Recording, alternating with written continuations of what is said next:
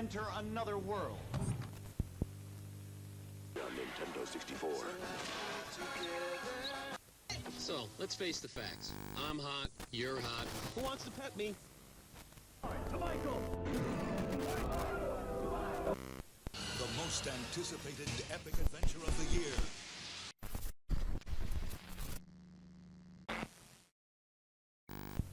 Hey, little buddy, want to ride? Yeah, whatever. Games just don't look any better than this.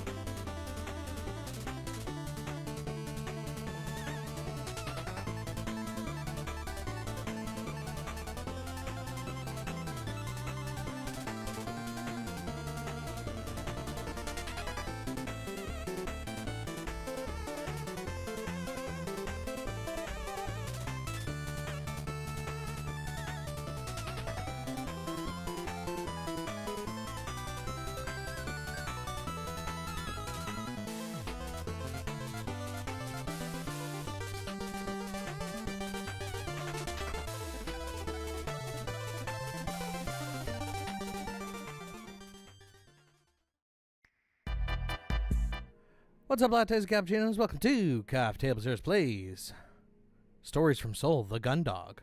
I'm the American Roast, Alex Ricknick. I'm on my own today. We're going to be playing the new visual novel. Well, I mean, it's new to me, visual novel here that we played on the Jam Pack a couple months back here. Just a couple quick things real fast before we get started. For all of you cold crew, Jesus, can't say my own thing. For all of our cold crew non-crew, oh my God, that's going to be a rough fucking day, guys. For all of our non-cold crew members, the new episode of Miguel's Project Prologuer just came out. So if you guys are interested in seeing what Miguel's been cooking up here, it'll be a grand old time. You guys should really go check it out. I'll probably be pumping that out a couple of times throughout the episode here, but I think this came out really well. Miguel had a good time with it. We already recorded the second episode. That's already in post-production, so if you want to see it early, check out the Cold Crew. Let's go ahead and move over to our How Long to Beat, and then we'll play some visual novel here. What do you guys say? The Legends of Heroes Trials in the Sky. Is this the new one? 2004. Oh, no, this is a very old one. Okay, if it's a very old one, then let's do... God, do I want to do a spread on this? Let's do a spread. Actually, no, let's do a reveal.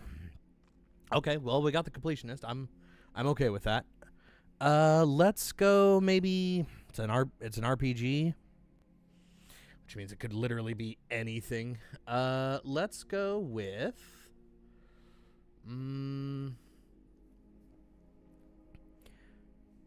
35, 48, and then do people like it?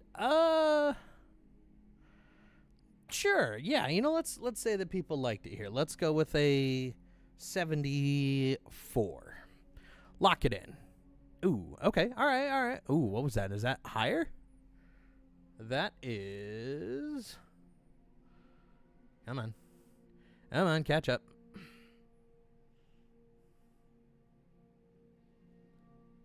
An 84. Oh shit, 40, 51. Oh, okay. All right, not too bad. Monster Hunter Rise. John, I need you, boy. I need you, buddy. Let's go. I already know completionist is gonna be crazy. Let's go with. Let's go with like 24, maybe 41, and this was on Switch, so it was meant to be taken around, kind of like the old Monster Hunters were. Let's go with like an 87, and then I think people liked Monster Hunter Rise. Like this was more arcadey from what everybody was saying before. Let's go with like an 84, and then we'll probe it. Ooh, not close on these, which means it's got to be higher. Or this is lower and this is higher. We don't really have a base for this. Let's go.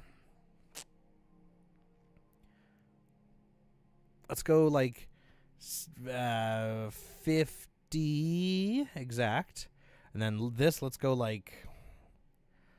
Oh, it's an orange. Let's go. We're not so far off, but let's go like 96.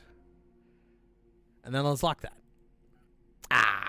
Okay. Oh, yeah, way higher here in the hundreds. And this was in the 70s. Holy shit. We were pretty close on these two. I'll take that, though. Game number 3.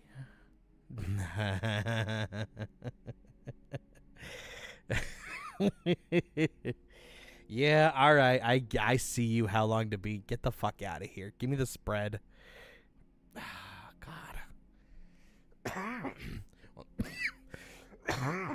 Fucking name. All right. Well, I'm glad Tim's not here. He's gonna yell at us if he sees this.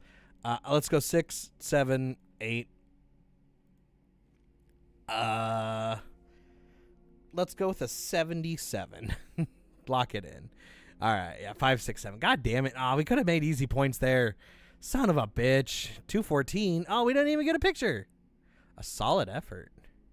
Oh, okay. Well, that's weird.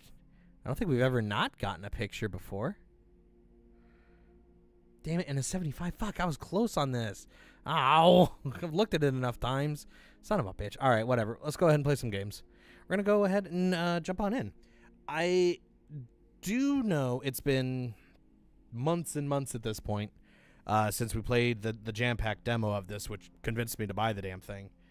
I am hoping that I kind of remember it, / I kind of hope I don't remember any of it. So let's hop on in. This could be a grand old time. I remember one of the guys is a dick and he tries to fight us. I think it's the blonde guy over in the top right corner. Next, behind the captain. But we'll see. We'll see how it goes. Gonna need to be on my A game for this. I got my drink ready. Oh, thank you. Astrolabe Games.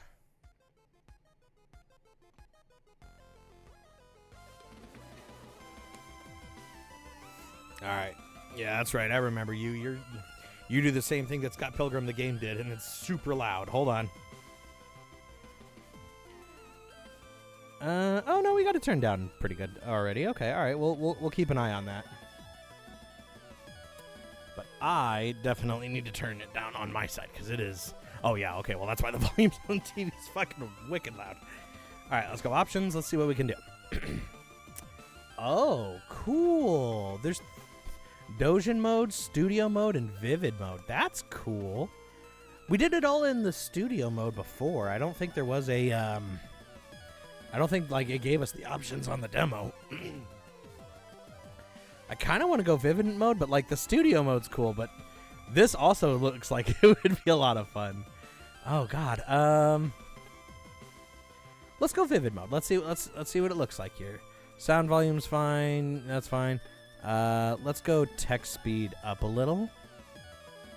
No, not mute all. No. There we go. There we go. Text speed can be that. That's fine. So we can kind of keep things moving. Scan lines on. Oh, absolutely. Font. Modern? Oh, boo, no. Retro. Hell yeah. Scan lines are on. About? What the fuck? That's weird. A number of licenses. What? Okay, sure, I guess. Return, I guess. All right, let's go start. September 21st, planetary calendar 209. Following a raft of opposite policies and crackdowns from Earth-based government and Solar Federation, the joint forces of the Martian territories and the Jovian Unified Colony fleet rebelled. This conflict came to be known as the Solar War. Hell yeah. The war carried for 3 years, but eventually, the combined forces of the Martian territories and Jovian Unified Colony fleet managed to push the Federation military all the way back to planet Earth. In the final days of the conflict, a pitched battle was fought in lunar orbit that would decide the war's victor. Cool. Hey, John, how's it going, buddy? Lunar orbit.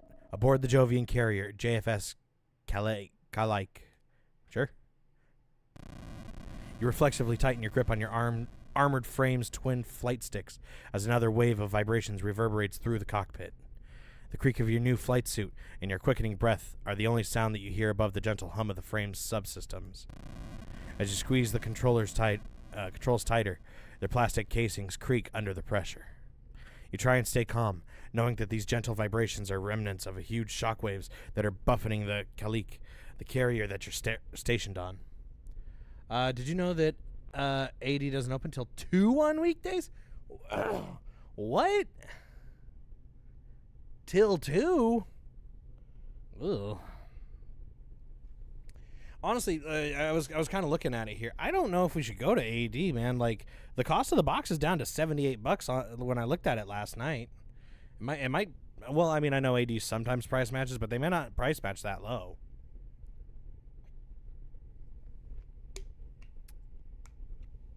I'd say let's give them a call and check, but yeah, 10 on weekends. Oh man, what the fuck? You try and push the thought from your mind and focus on controlling your breathing, but you've already realized the frequency means the Kalik must be approaching the front line. Your squadron will be launching soon, and you'll be engaging in your real-life sortie. Your first real fight, in fact. You feel your throat tighten. Simulations are as good as the real thing. That's what your trainer told all of you. But you know the pilots are supposed to have hundreds of hours of live flights and training exercises in real armored frames before they're allowed anywhere near the front lines. Of course, that didn't happen. Command had told you that the modern simulation meant cadets could graduate without the need for these exercises. You'd overheard rumors, though. The Jovian colony fleet had lost a lot of pilots and still wanted to keep the pace with the Martian advance against Earth, had resorted to fielding anyone who could fight. Your whole squadron is just like you, freshly conscripted from Europa colony. You'd undergone basic training, but there was almost all of your flight experience had been taking place in the cruiser's journey from Jovian space. You wonder how the others are feeling right now. Whether... hello. Maintenance crew, Calic 5, this is flight deck. We're preparing your squad for takeoff. Running last-minute diagnostics on your frame. Activating all systems. Now. Oh, cool. I can see a lot more of the details than I could on the demo here. I do like the modern look of it, even though the green is very cool. Website says 100 per box for 80? Nah, come on, man. Not when, again, it may only be an extra $10 from each of us here, but like, I don't know. And the fact that we can't even go get one until 2 o'clock, I don't know about that one, boss. All right, looks all good. We'll run a few more checks, and then we'll have your spaceborne in a few minutes. You ready to show those Terrans who's boss? Yeah, damn straight, ready to kick some ass. Yeah, can't wait to get out there. I'm gonna. You stammer, trying your best to convince not the engineer, but yourself that you're ready for what's waiting for you. Whoa, take a breath there, Calic 5. It's not gonna be that bad out. No need to get all riled up in the hangar. Tell you what, pilot, what's your name? What's your first name, pilot? Oh, it's me. Hello, Makidas.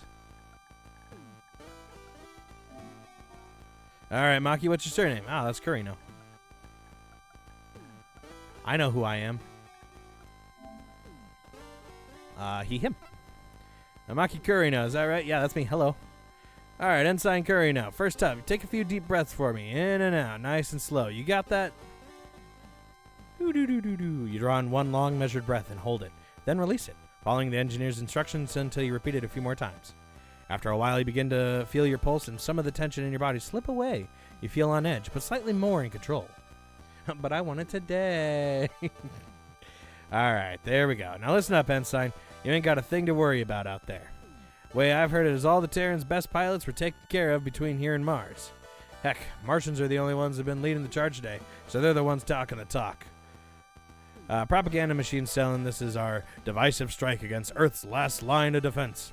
But between you and me, it ain't nothing more but a mopping up situation.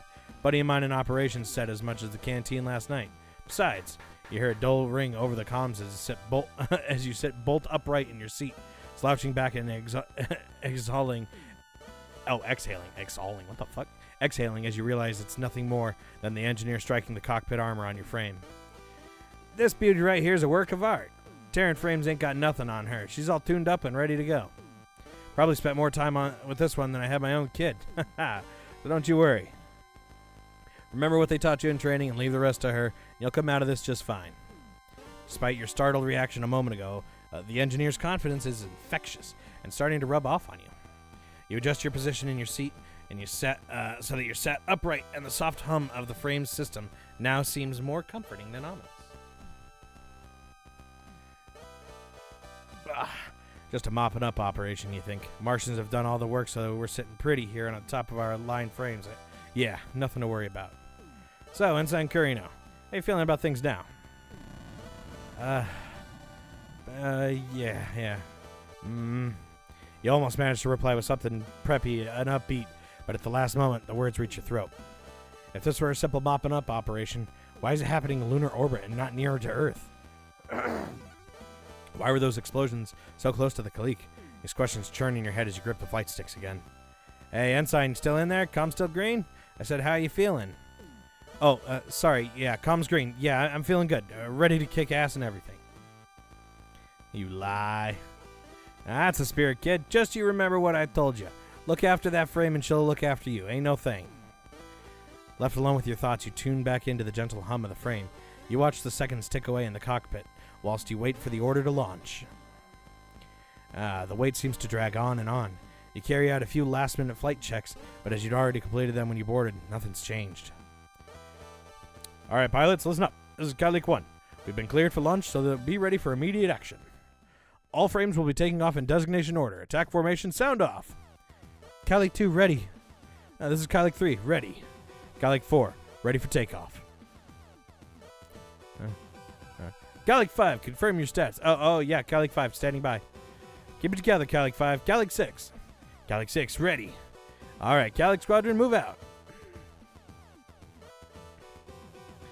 Calig 1, launching. Calig 2, launching. Calig 3, launched. Calig 4, moving out. Stop looking so cool, everybody. Armored frames. How hard is it to come up with, like, the coolest name for a robot? It's not hard, because you can pick anything.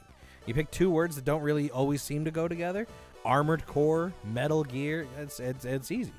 The roll call of your squadron as they depart from the ship and accelerate rapidly towards the combat zone almost sounds like a countdown to you. Once Calig 4 has declared their launch, you know your time has come. You disengage the restraints and prepare yourself. Calig 5, launching. You shout as you slam the sticks forward at maximum thrust. Calig 5, abort launch, cut thrusters. Calig 5, abort launch, cut thrusters. The engineer's instructions barely register in the confusion as you're jerked around in the cockpit, your helmet slamming into the control panel as a brief moment of thrust throws you back into your seat before you're whipped forward again. Warnings flash all over your monitors and sirens and alert sounds from all over the cockpit. Calig 5, abort launch, and cut thrusters. It takes a few seconds for you to comprehend the engineer, but once you do, you quickly pull the flight sticks back to their neutral position. The roar of your frame's engines dies, and your cockpit regains previous stillness. You wince as the metallic taste of blood fills your mouth. All right, Calig 5, hang tight for a moment. Your frame restraints didn't accept the disengage command, so you're still attached to the Calig. We're going to run a diagnostic. Shouldn't take long. You slump in the cockpit's chair and exhale deeply, your heart still pounding 1,000,000 beats per minute and your lips stinging. You continue to slow your breathing as you listen to the still open communications channel from the maintenance crew as they work to get your frame released. Hey, yeah. Looks like a restraints didn't disengage command didn't register. Yeah, Unit 5. Alright, yeah. Alright, get Unit 6 out. No sense in waiting for this one. Okay, start the diagnostic, then reboot if necessary. Calig 6, launching.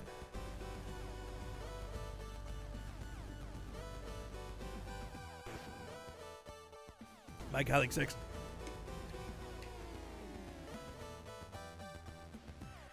What do you mean hardware fault? We've checked this thing 10 times since Mars, at least. Who was assigned to Unit 5? Oh, fine. All right, shut systems down and run the diagnostic again. I want this frame out there in the next 5 minutes. Calig 5, we're going to shut down your frame systems for a moment while we run diagnostics. Stay ready, though. We'll have you launching soon. Calig 5, understood. Ready and waiting. Diagnostics in process.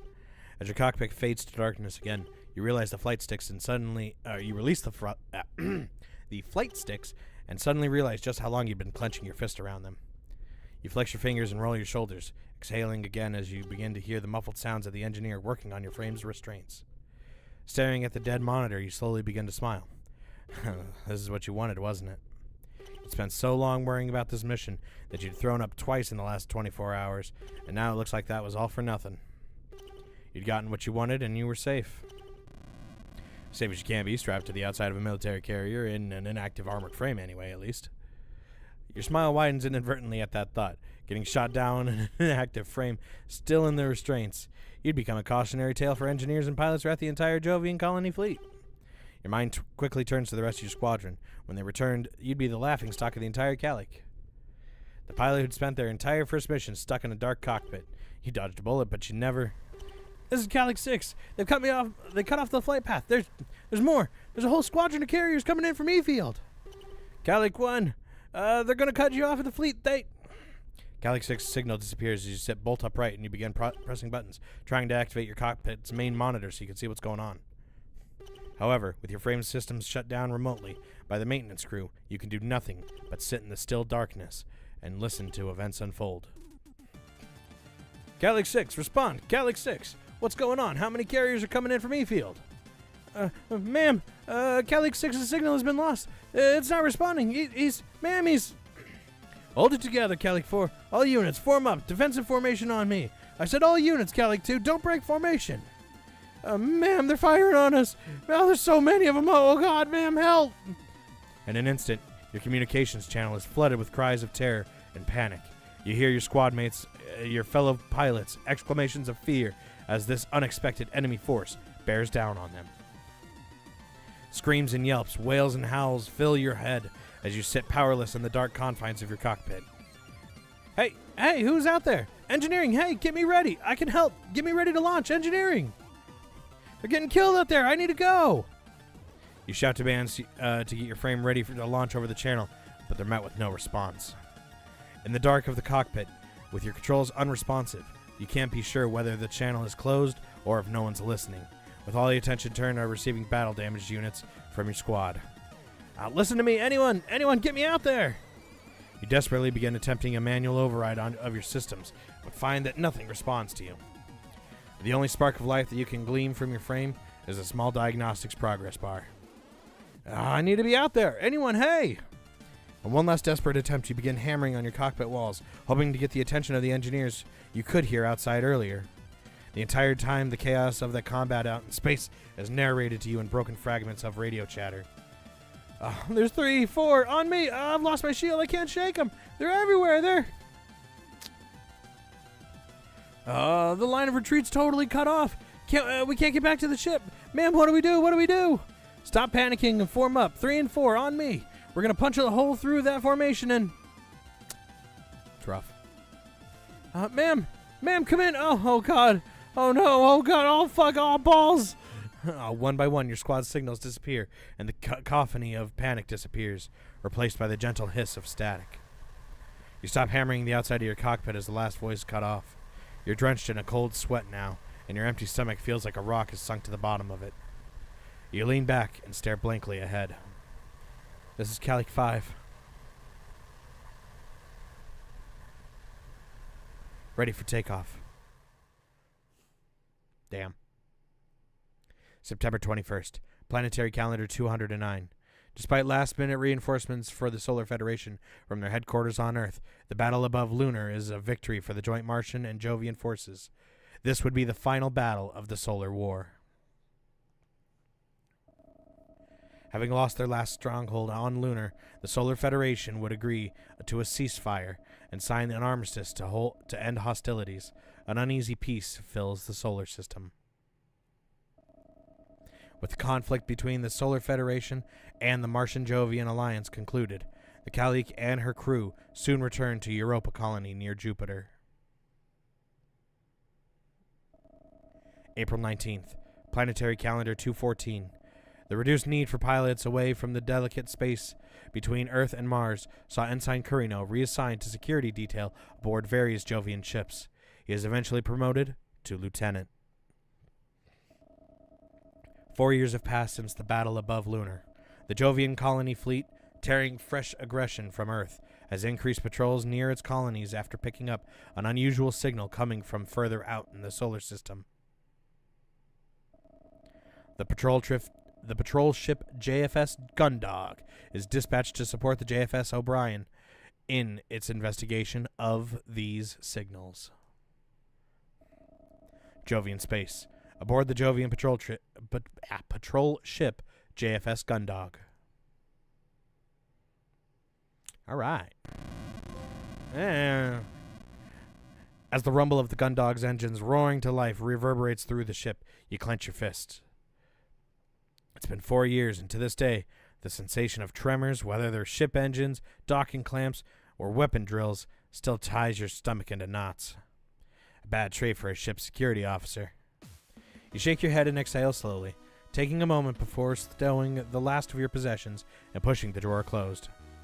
You feel the click as it locks into place, and the exterior plastic paneling sits completely flush with its surroundings. Stepping back, you look around the room. You take another deep breath and hold it for a moment. Although this was far from your first positioning as a security officer, you always felt the same sense of trepidation, if not anxiety. As similar with all ships were, They all came with their own unique crews and personalities, and with those came unique problems. Breathing out, you took a look around the room, taking stock of your surroundings. Select the Look button to examine your surroundings. All right. Select it again when you're done. All right. Look. I can look at all these things. Computer. The terminal lets me access the ship's computer. It's got a clock, word processor, and even a calendar. I can also access records of my orders from here, but anything else I need to access to the core, which is limited to those in operations or command. A standard cruise bunk. Once you slept in one, you slept in them all. Although this is one of the nicer ones that I've been assigned to. The wall paneling could be removed by jimmying a thin object where the crew members often stash contraband there. Looks like this one's not been touched, though. Well, that's good. The books. This lets me control the room's lighting from the bed. I keep my books here, too. I'm currently reading Tales of the Cosmic Champion series. Cool. It's just a normal storage unit. I travel light, so mine only has clothes in it. Smart. A standard door with an electronic lock and a magnetic bolting system.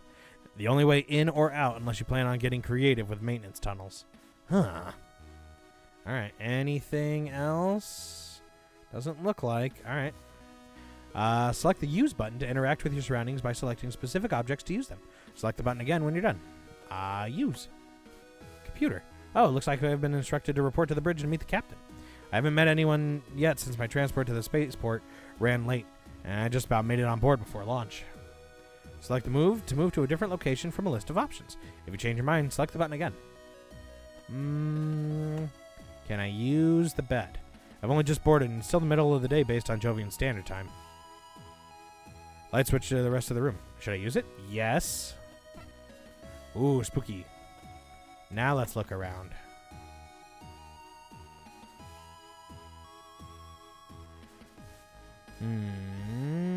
Use. Turn the lights back on.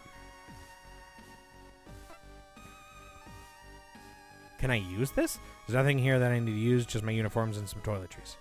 Can I use the door? Move to crew corridors 1. Yes. You step out into an empty corridor, and the door to your quarters gently hisses shut behind you. Its keypad gives a short series of beeps, and you hear the locking gauge. The dull thrum of the ship's systems is barely audible, but otherwise, you're stood in total silence. The air is cooler outside for your quarters, and the corridor has a sterile lack of aroma. This has been the same of every ship you've been stationed on, and at this point, doesn't seem to surprise you. Okay, so this is a Swift-class patrol vessel, which means if I leave this quarters block, I'll be in the foreside thoroughfare. If I go right towards the aft, I'll arrive in the central hub, and then I can head to the bridge. Look around, anything else? Let's see, so... Which one's me? This is Hansen Crew. Cruise? It's gotta be Cruise, right? Hey, Tim. Welcome, welcome. You've made it just in time for visual novel. Gonna be a good time. Hansen Cruise. Haru Rumney. Doesn't sound familiar. Dalton Grange. Not someone I've met before. But we don't say anything about Hansen Cruise, huh? Who's over here? Dylan Dees. Dylan Dees. Can't say I've run into them on any other ship. Anything else I can look at? Nope. All right. Well, let's move to the foreside thoroughfare. You leave the crew block behind you and find yourself in a much larger corridor that stretches off to your left and with multiple smaller corridors leading from it. To your right, the corridor leads to a large plaza-like space. A very faint breeze coming from your left ruffles your hair and chills you slightly, and you hear the sound of human activity. From the right, you can hear the hum of the ship's engines more clearly now, as well as the occasional low, quiet whirring sound. And it looks like I was right. This portion of the thoroughfare will let me access both sets of crew quarters, the mess hall, the hangar, and the central hub. From there, I can access the rest of the ship's areas. I should hurry to meet up. Hurry up to meet the captain before I look around anywhere else. Okay, that's hangar. Anything else? So I just look at the doors? Okay. Ship's hangars. Since I'm currently on security detail, the only time I should be spending there is when I'm carrying out my daily checks. On a larger ship, you'd see people coming and going constantly, so it's eerie how quiet this one is. Wonder what could be down that way. Fire control, maybe? The mess hall. I don't imagine a ship this size has a cook or even a kitchen, so it's probably just a Venmate unit. Well, let's go in there. Oh, wait, hold on. Can I use... I had a decent meal back on the colony before I came aboard. Since we don't know how long the dispatch will last, it could be a while before I have anything that isn't made for long life ingredients. Guess we'll go to the central hub. Goodness. As you enter the central hub, you hear a low whirring noise, and the engines grow louder. You can see the readouts above one of the elevators change, letting you know someone is using it to travel to another part of the ship. Looking around, you see entrances to both the fore and the aft side thoroughfares, as well as the corridor to the airlocks. Now, these elevators will take me to the bridge where the captain will be. I shouldn't waste any more time. I guess just the elevators, right? That's the fore-side thoroughfare, the one I just came from. Cruise quarters, hangar mess. Oh, okay, probably. That way leads to the aft part of the ship. I'm not totally familiar with the Swift-class ships, but at least I know that the engine room is that way. All right. Most of the ship can be accessed from the two thoroughfares, but some areas, like the bridge, are situated on different levels, so need to be accessed by an elevator. There should be access for maintenance crawls along here anyway, somehow. Around here somewhere, but those are usually for emergencies. All right, well, I guess let's use the elevator. Knowing that you need to report to the captain, who at this point of your ship's journey should be stationed on the bridge, you make your way towards the elevators and press the call button. You step back and watch the indicators above the elevator, waiting for one to arrive.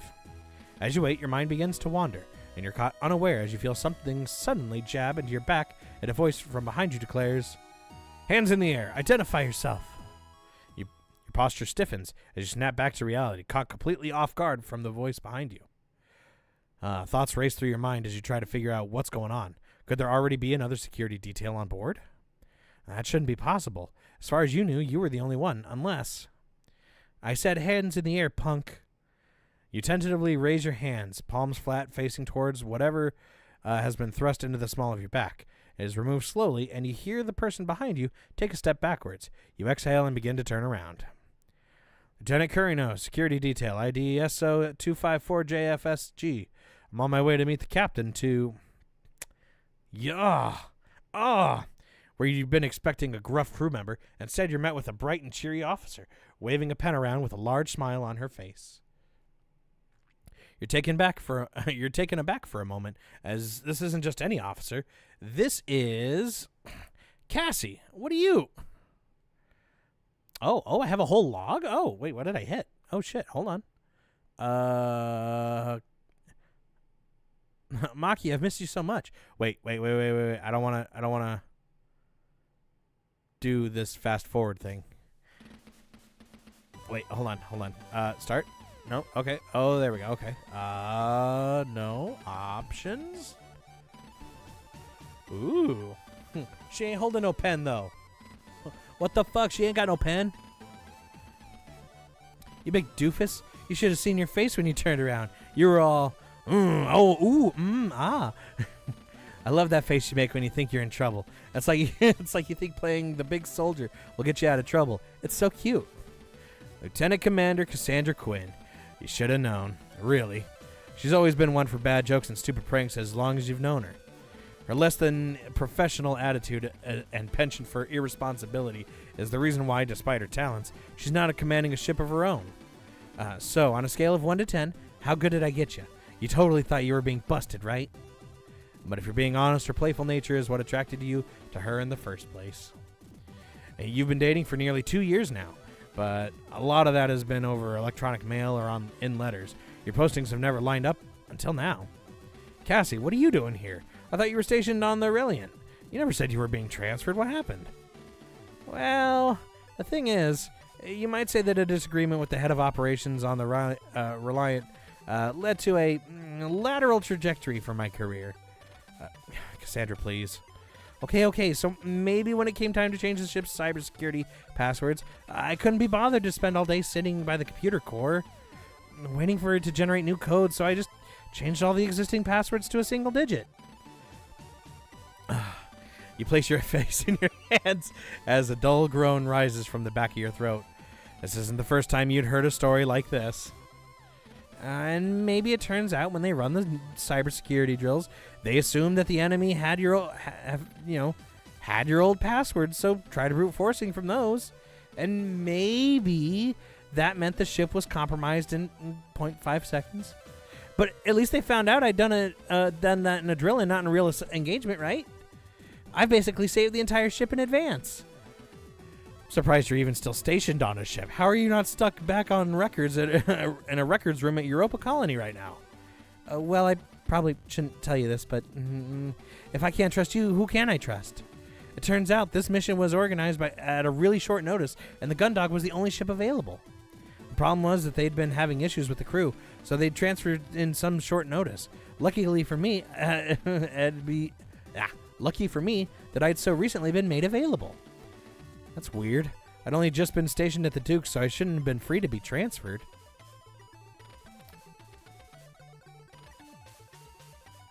Okay, you figured it out. I may have used one of my contacts from the Academy who works in resources to transfer you over here. I'm pretty sure you know every regulation you broke by doing that, right? Oh, what was I supposed to do? Get stationed in some tiny ship heading out into the middle of nowhere with no one I know on the crew? We haven't seen each other in months. Aren't you glad to see me? Of course I'm glad to see you. I missed you too, you know. It's been a long time. You don't become part of the Reliance Operations Department without some serious talent. I'm not going anywhere. Oh, you said you were on your way to see the captain, right? Have you had a chance to look around the ship yet? No, not yet. I was going to. Great, I'll show you around. I've been here for a few days, so I basically know this ship like the back of my hand. Where do you want to go first? I was on my way to go see the captain. I felt the engine start up, so I know we're launching soon, and I thought I should probably report in as soon as possible. Oh, don't worry about that. I've already logged you on board, so it's just a formality now. Besides, Captain Bartermuse isn't exactly a stickler for procedure, so we can check out anywhere you want before we head up there. All right, in that case, great. This is going to be the best tour you've ever been on. All right. By the time it's over, you'll have seen every inch of the ship and met everyone on board. And it's been so long since we last saw each other, too. We definitely need to take some time, stop by my quarters, and get reacquainted. Whoa. Hell yeah. You can now access every area of the Gundog. Cool. Select Talk button to view a list of who is available to talk to. If you change your mind, you can hit the Talk button again. All right, cool. You look around the central hub as Cassandra already begins to make her way to your first destination, waving at you to follow.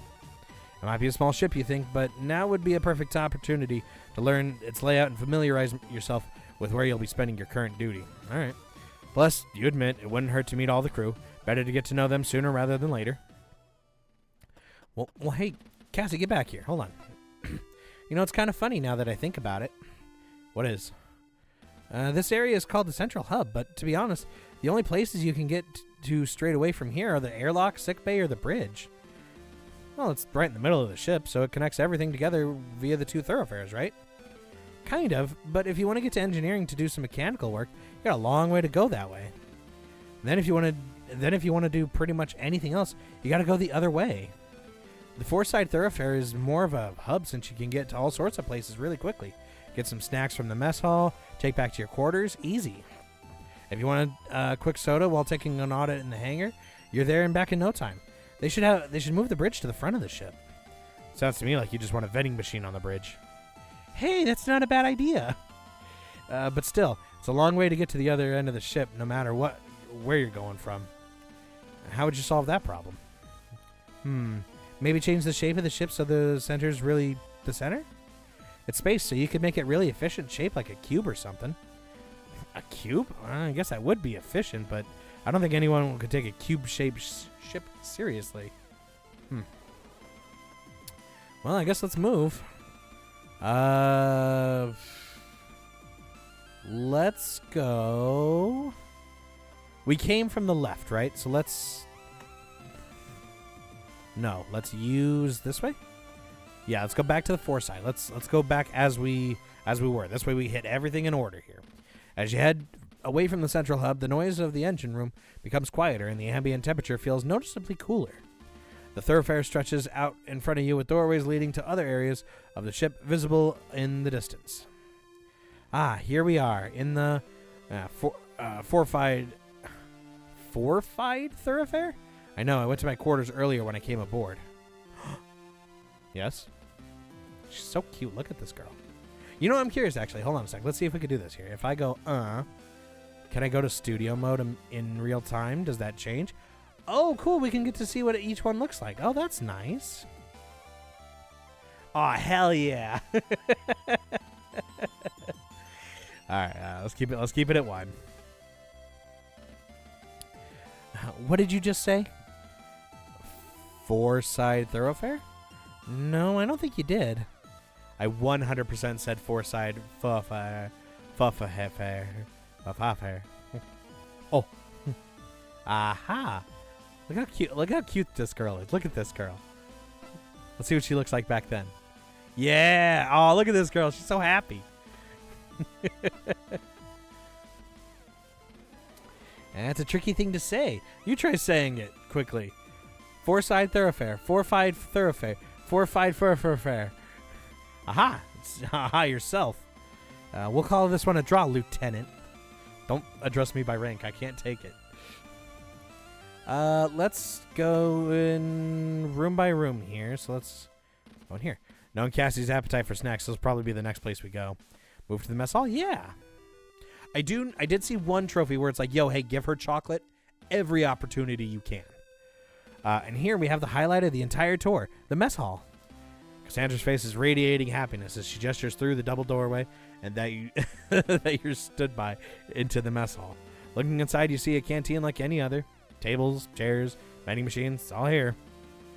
This is the highlight. It looks pretty standard mess hall to me. You bet. Do you know why? Tell me. Because they've got both different kinds of vending machines. The red one that stocks the spicy potato chips, and the white one that has all the different different chocolate bars. Wow. So that's all the bases covered, huh? They've got all the fundamental food groups. I'm not sure. Hey, Quinn. A rough voice calls from further in. You haven't noticed them previously because of Cassandra's enthusiastic presentation of the vending machines, but someone sat in the far corner stands up, drops a half-smoked cigarette into a coffee cup, and strides over. Huh, what's going on, Quinn? Who's this? Oh, Lieutenant Rumney. Were you just smoking in the mess hall? Take it easy, Quinn. I was sat right by the extractor vent for a meal vendor. No harm, no foul. That's not the point. The extra strain on the air scrubbers from cigarette... Yeah. So anyway, who's this hottie? Hey, good looking. Well, cat's got her tongue. Name's Haru Rumney. What about you, good looking? Oh, Lieutenant Maki Kurino, ship security. Maki Kurino. No way, really? Last time I checked. Well, all right. Good to know. That's all for me, Kurino. You know where your quarters are. You know where my quarters are, right? Yeah, I do. Nice. Catch you later. Okay. What's that all about? Cassie? You know where their room is, do you? I mean, I do. It's near mine. I didn't... hey, that's not what I meant. The room is right by mine. Hey. Relax. Let's look around. Coffee. Putting out your half-smoked cigarette and your half-drunk coffee. Pretty gross. I don't know why smoking on a ship hasn't been banned yet. It's the mega future. They're allowed to do it. A standard food vendor unit installed in all JCF ships. It's half robotic chef, half vending machine. You select what you want and it prepares it for you. Oh, that's nice. The ingredients are almost all long-life synthetic reproductions, but it's pretty convincing. When you're done, you can slot the plate back in for cleaning. Nice. Like Cassie said, both kinds. For some reason, certain ships sometimes only have the red one or the white one, so I can get why she's excited. All right, well, let's use a vending machine. Cassie, shall we get some chips or something? Okay then. Oh, that's me. Okay then. Wait, no, I want to get some chocolate bar. Okay then. All right, look. All right, talk. Cassie. You know it's Cassie. What? What is it? Actually, don't worry about it. Okay, all right. Well, I'm glad we're fighting in the first room. Use coffee? Is there something where I can throw this away? You know, don't worry about it. I'll find out. Hey, Cassie, have you had lunch yet? Should we get something from the vendor? Bruh, Cassie, relax. All right, let's get out of here then. Oh, Cassie, before we go, do you want something from the vending machine? Chocolate? Chips? Soda? Don't think I don't know what you're trying to do, Lieutenant. I promise I didn't get what Haru was saying about their room. Okay, but it's going to be a chocolate bar. All right, sure. Wait. 2 chocolate bars. Sure. Wait. 3. All right. Well, I guess that counts as giving her chocolate. Let's move into... Oh, no. Let's use the... Wait, hold on. We didn't talk to her in here. Four-side thoroughfare. All right, let's go into the hangar. The hangar. That could be the next stop on our tour, I guess. Would you like to go into the hangar? I sure would. As the two of you head into the four-side thoroughfare and away, down the four-side thoroughfare and away from the crew quarters, Cassie stops by a double-sized doorway and runs her keycard through the reader next to it. Watch your step. She instructs, tapping her knuckles on a large warning sign next to the door that reads "Low Gravity Zone." Once the door opens and she heads through, you follow her into the wide stairwell. It only takes 2 sets of steps before you can feel yourself grow lighter. By the time you reach the doorway at the bottom, you're almost floating. Stepping into the hangar and onto the catwalk, the first thing that strikes you are the profiles of the 2 armored frames stood as if on guard, facing into the main area of the hangar. I love those guys. They're like the most generic-ass mechas ever, but I bet they're cool. Although you fully expected to see them here, every Jovian ship features at least a few. The sight of the armored frames stirs uncomfortable memories in you, and you inadvertently grate your teeth and squeeze your hand until you've grabbed tightly. Oh, flashback time. Oh, it is flashback time. Oh, shit. Ma'am, they're firing us. There's so many of them. Oh, God, ma'am, help. The line of retreat's totally cut off. We can't get back to the ship. Ma'am, what do we do? What do we do? Stop panicking and form up. 3 and 4 on me. We're going to punch a hole through their formation and... Damn. Hey, are you okay? Yeah, I'm fine. I think it's just the change in gravity level. Left me a little bit queasy. I know how you feel. I was late for a hangar audit once and rushed down straight after a big lunch. I was moving so fast that the gravity shift in my stomach contents couldn't keep up. Gross. Tell me about it. I did everything I could to keep my mouth shut. You know the rule for low gravity zones. What you spew is left up to you. Yeah, I wasn't going to be late and on cleanup duty. Speaking of duties, shouldn't there be someone around here? Dalton should be around here somewhere. If you're feeling funny, stay here for a moment and I'll go see if I can find him. Sure. You watch as, despite the 15-meter difference between the catwalk and the hangar floor, Cassie nonchalantly places her 2 hands on the handrail and deftly vaults over into the emptiness. Thanks to low gravity, she doesn't fall but instead kicks off the railing, propelling herself through the air. As Cassandra drifts off, eventually catching on to one of the armored frame's legs and using it to swing herself around to float in a different direction, you place your elbow on the railing and head in your hand. You turn your attention to the stoic features of the armored frame's heads and sigh deeply. Your attention is caught by the cockpit hatch on one of the frames being half open. Looking around, you see everything as you'd expect. Armored frame weapon racks, storage containers, various equipment, all of it restrained appropriately and fastidiously arranged. The cockpit hatch is the only thing that breaks that pattern. It's weird, I can't find him anywhere. I know it's definitely his shift right now, so he should be around somewhere. Looking past Cassandra at the armored frame with the ajar cockpit hatch, a thought strikes you. Think I might have an idea. Follow me. You carry out the same vaulting maneuver that Cassie had performed and kick off towards the huge machine's cockpit. Once close enough, you grab a hold of its arm and pull yourself towards the open hatch.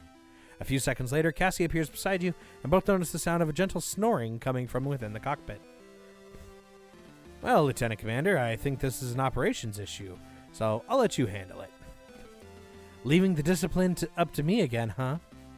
Cassandra nimbly clambers up the armored frame, positioning herself right above the cockpit. Bracing herself on the machine's chest, she brings her heel down sharply and repeatedly on the armor. Cadet Grange, attention! You hear a muffled scream from within the cockpit, followed by a dull thud, a string of muttering cursing, and finally a figure emerges from the cockpit. Ma'am, I was just checking the calibrations. The calibrations on the AF. I got some feedback that... Oh, it's just you, Commander Quinn. Excuse me? Just? Is that how you address a superior officer, cadet? Ma'am. No, ma'am. I was expecting to see you. I just wasn't expecting to see you in the hangar, ma'am. Okay, you can tone it down a bit, Dalton. Yes, ma'am? Good enough, I suppose.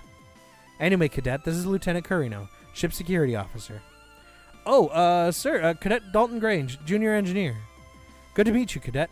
Looks like they've got you working hard. Looks like... Oh, no, sir. Well, that is... Yes, sir. But not so hard that I'm falling asleep. No, sir. I was recalibrating the sensor array on the... Take it easy, Cadet. We've all taken a nap in a cockpit in our lives. Well... Of course, we never took cockpit naps while the chief was giving us orders, so you probably need to get back to whatever it is you were doing, huh? Totally forgot she's gonna kill me. Good kid, right? Feel sorry for him already. Oh, that's nice.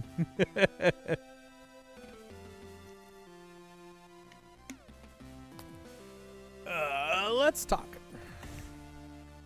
Cassie. I'd wish I'd worn my uniform trousers today. My uniform what, like pants? What's up? I was thinking we could play low gravity tag or something, but now that Dalton's back up, we can't.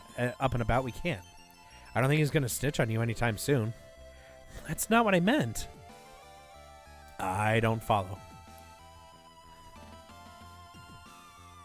I don't. Honestly, have you considered the issues of floating around in a skirt? Oh. Yeah. Oh, Just count yourself lucky. I would have kicked your ass. All right. Hey, Dalton. Hey, Cadet, how's it going? Hey there, take it easy. It's just me. Oh, Lieutenant, sorry. I thought you were someone else. What's this crew possibly doing that's got you so jumpy? Oh, it's not the crew. It's just the chief. She really likes a surprise inspection and making sure that I'm working as fast as she expects me to.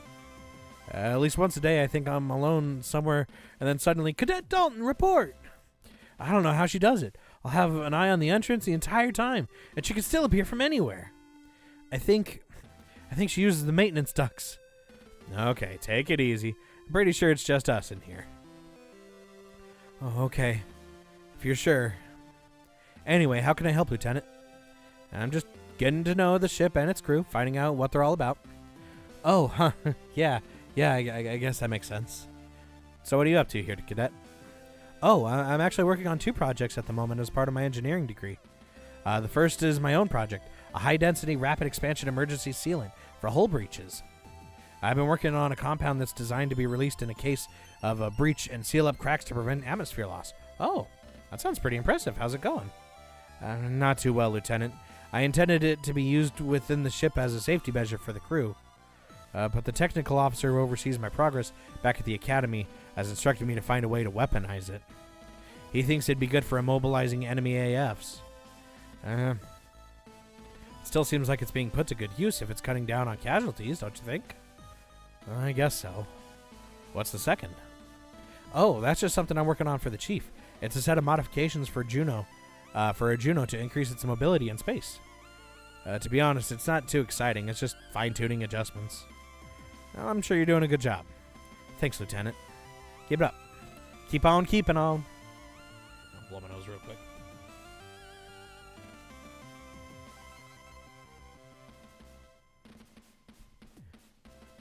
Wait. God damn it, this fucking chat thing. Okay, I've got to really figure this thing out here. Hold on. Apparently, John, I missed when you put that in there here. What did I mess up on?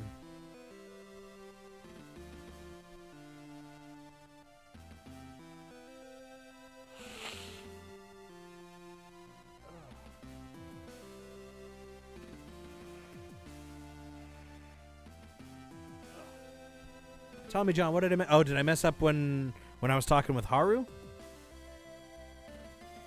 It's got to be what it is. That's got to be what you meant. God damn it. When she was all grumpy at you were flirting with the tomboy. Okay. I don't, maybe, okay, I've reset this thing. I've uninstalled and reinstalled the app. And again, this thing up until like 2 weeks ago has been working just fine. I don't know what the fuck the problem is on this thing. I have to fucking figure that out. I don't want to have to keep relying on looking over at my phone. All right, let's go somewhere else. Hold on. What's going on? What did I miss? What did I miss?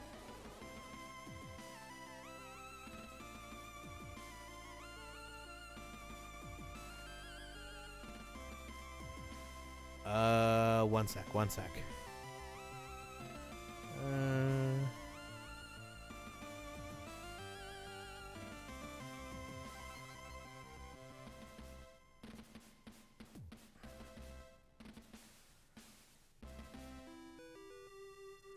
Nice. Oh, lovely.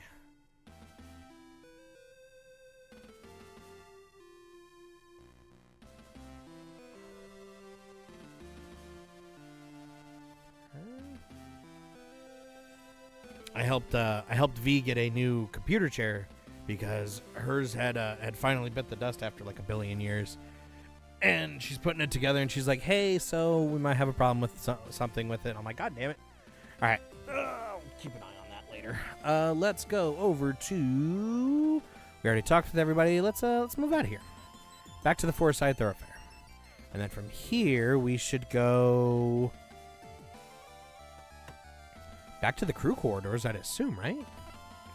Yeah. So your quarters are down this way, huh? That's right. Why? I was wondering where you'd be. On a Swift class, there's 2 different quarter sections. One has all the department chiefs, whilst the other has crew that work within those departments. Since you're the only security officer on board, I was wondering if you'd count as a department head or not. Well, I guess I don't. I'm just slumming it. Oh, that's not... What I meant was that, I'm messing with you. Don't worry about it. The head of security is typically under the captain's instruction anyway, so it makes sense that my quarters are down this way. I guess so, when you put it like that. So, have you met any of your neighbors yet? Well, let's see. You know, it's rude to keep a girl hanging around. What do you mean?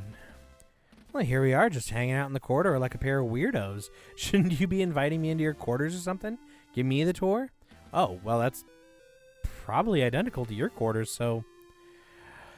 But, you know, I guess it'd be good for you to see them. Let's go into my quarters. As you step into your quarters, Cassandra follows you in. She stands by the door for a moment, looking around the room before turning to face you. Wow, you really like to keep it tidy, don't you? I've only just got here. It's not like there's time to make a mess. Are you kidding? I'm pretty sure my bag exploded the moment I stepped into my quarters.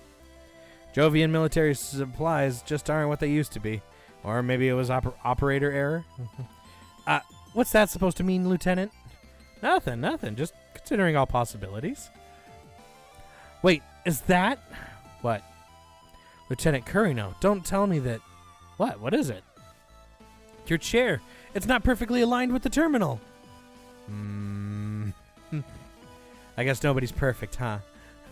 I would have made more of an effort if I knew an officer doing spot checks was such a stickler. I suppose I won't have to report you to the captain this time, Lieutenant. Hey, want to see something cool? I feel like this may be a bad idea, but go on. Alright, I've always loved your sense of adventure. Now, check this out. If you work your fingers under the bottom of one of these panels by your bunk, you can take off its mountings, and there's a recess behind that you could stash contraband in.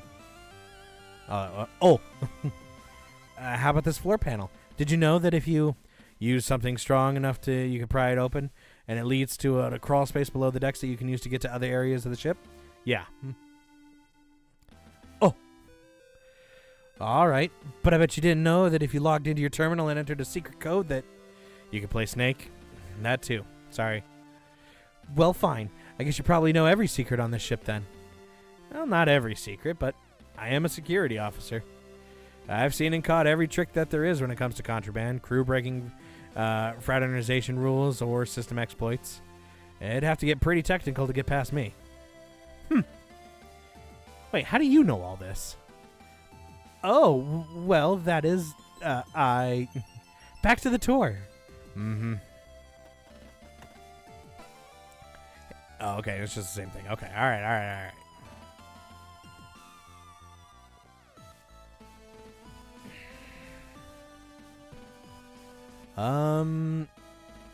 I don't think she'll like do anything.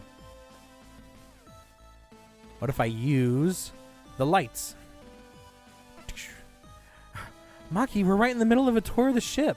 Oh, I was just looking at the switch and you're a lot less subtle than you think you are. Now get those lights back on. Oh, sorry.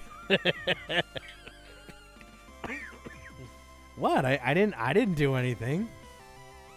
I've only just boarded. I'm still being shown around. Now's not really the time for that. I like that. That's good. What? What? The lights just turned off all on their own. I don't know what it was. Nothing in here. Just uniform toiletries. Terminal still in order. Okay. All right. All right. Let's look at H. Cruz. Hanson Cruz. Yeah, I know this guy. Oh, you've met him already? Not on the Gundog. I knew him back on the Kalig. Oh. Is he the guy you've told me about? That's right. Not what you'd call my biggest fan. Oh, honey, I'm sorry. Don't worry about it. This is Haru's room. They've definitely heard what Hanson has to say about me. Probably best I don't run into them too often. Dalton's room. Could probably do with taking a little bit of time to relax every now and again. Dylan Dees. Nope, haven't met him yet. Oh, he's the ship's gunner. Bit of a weird guy. You're more likely to find him in fire control than you ever will in his quarters. Oh, yeah? Yeah, he brought tons of cassettes with him, and day or night, you'll find him listening to them one after the other. He's always sat staring out into space or air drumming along. He doesn't really talk to anyone. Well, at least he's always at his post. All right. Let's move. Wait, hold on. Can I look at the? I can't look at the thing up there. Use? No, just the doors. Let's move. Four-side thoroughfare. Okay, so we look through all this. Let's keep going. Move. Central hub. Move. Can I go through the aft thoroughfare? As the two of you leave the central hub behind you and travel down the aft thoroughfare, the hum of the engines continues to grow louder. You'd effectively filtered the noise out of the rest of the ship, but as you got closer to the rear, its volume increased considerably. Are the engines supposed to be that loud? Are the what? What? I said, are the engines supposed to be that loud? The what? What? I said, are the engines... I heard you the first time. I'm just messing with you. You could have fooled me. I've never been on a ship where the engines are so noticeable. Is it supposed to be like that? Supposed to? No, not really, but the Gundog is the Swift class, a type of patrol ship that's designed for rapid response. They're made to cover large areas of space quickly and offer basic assistance to ships in distress. That or be the first one on the scene to gather intel and issue warnings to anyone that comes too close to Jovian space. Which means design-wise, they're prioritized speed above everything else. I guess that's the best way to sum it all up, is the Gundog is basically a huge set of engines with a tiny ship strapped to them. Well, that's reassuring. Oh, it's fine. It just means there's no space for systems like motion dampeners or soundproofing. You'll miss it when you leave. Oh, that's nice. You'll miss this horrible noise that you hear all the time. Let's go... well, I mean, yeah, hold on. Let's talk here first. There is an upside to these vibrations coming through from the engines. Oh, yeah? Check this out. You watch as Cassandra crouches down, takes a pen out from her pocket, and lays it on the floor. As soon as she removes her hand, it begins to slowly edge away from her, moved by the vibrations carried through the ship. Ta-da! That's great. I know, right? Back on the Reliant, we used to go through the engine rooms and raise stationary on the on the gangways near the engines. I had a red pen that moved 3 times faster than anything else. 3 times faster, huh? You know it. Can't believe I lost it, though. Oh, hey, what have you got in your pockets? My key card and a pack of gum. Why? The race is on. First from the panel to that, from this panel to that panel. The loser buys us something from the vending machine. Let's use the key card. All right, let's go with the key card. Place your key card on the floor next to the pen and stand up. A tense 30 seconds follows as two objects slowly jitter their way along the floor, almost neck and neck the entire way. Come on, Bureau, you've got this. You can do this, key card. The sporting event of the century looks like it'll end in a draw, but at the last moment, Cassandra's pen pivots on its axis, allowing your key card to take the lead and pass over the seam between the one floor panel and the next. Ha ha, all right. Aw, man, Pen, you let me down. Vending machine treat is on you then. Oh, wait, best 2 out of 3? I don't think we got time for that, hon. Can I race her again, though? So, round 2? Not a chance. Well, can't blame a girl for trying, right? Oh, look at this art. What does it look like in Dojin mode? Aw.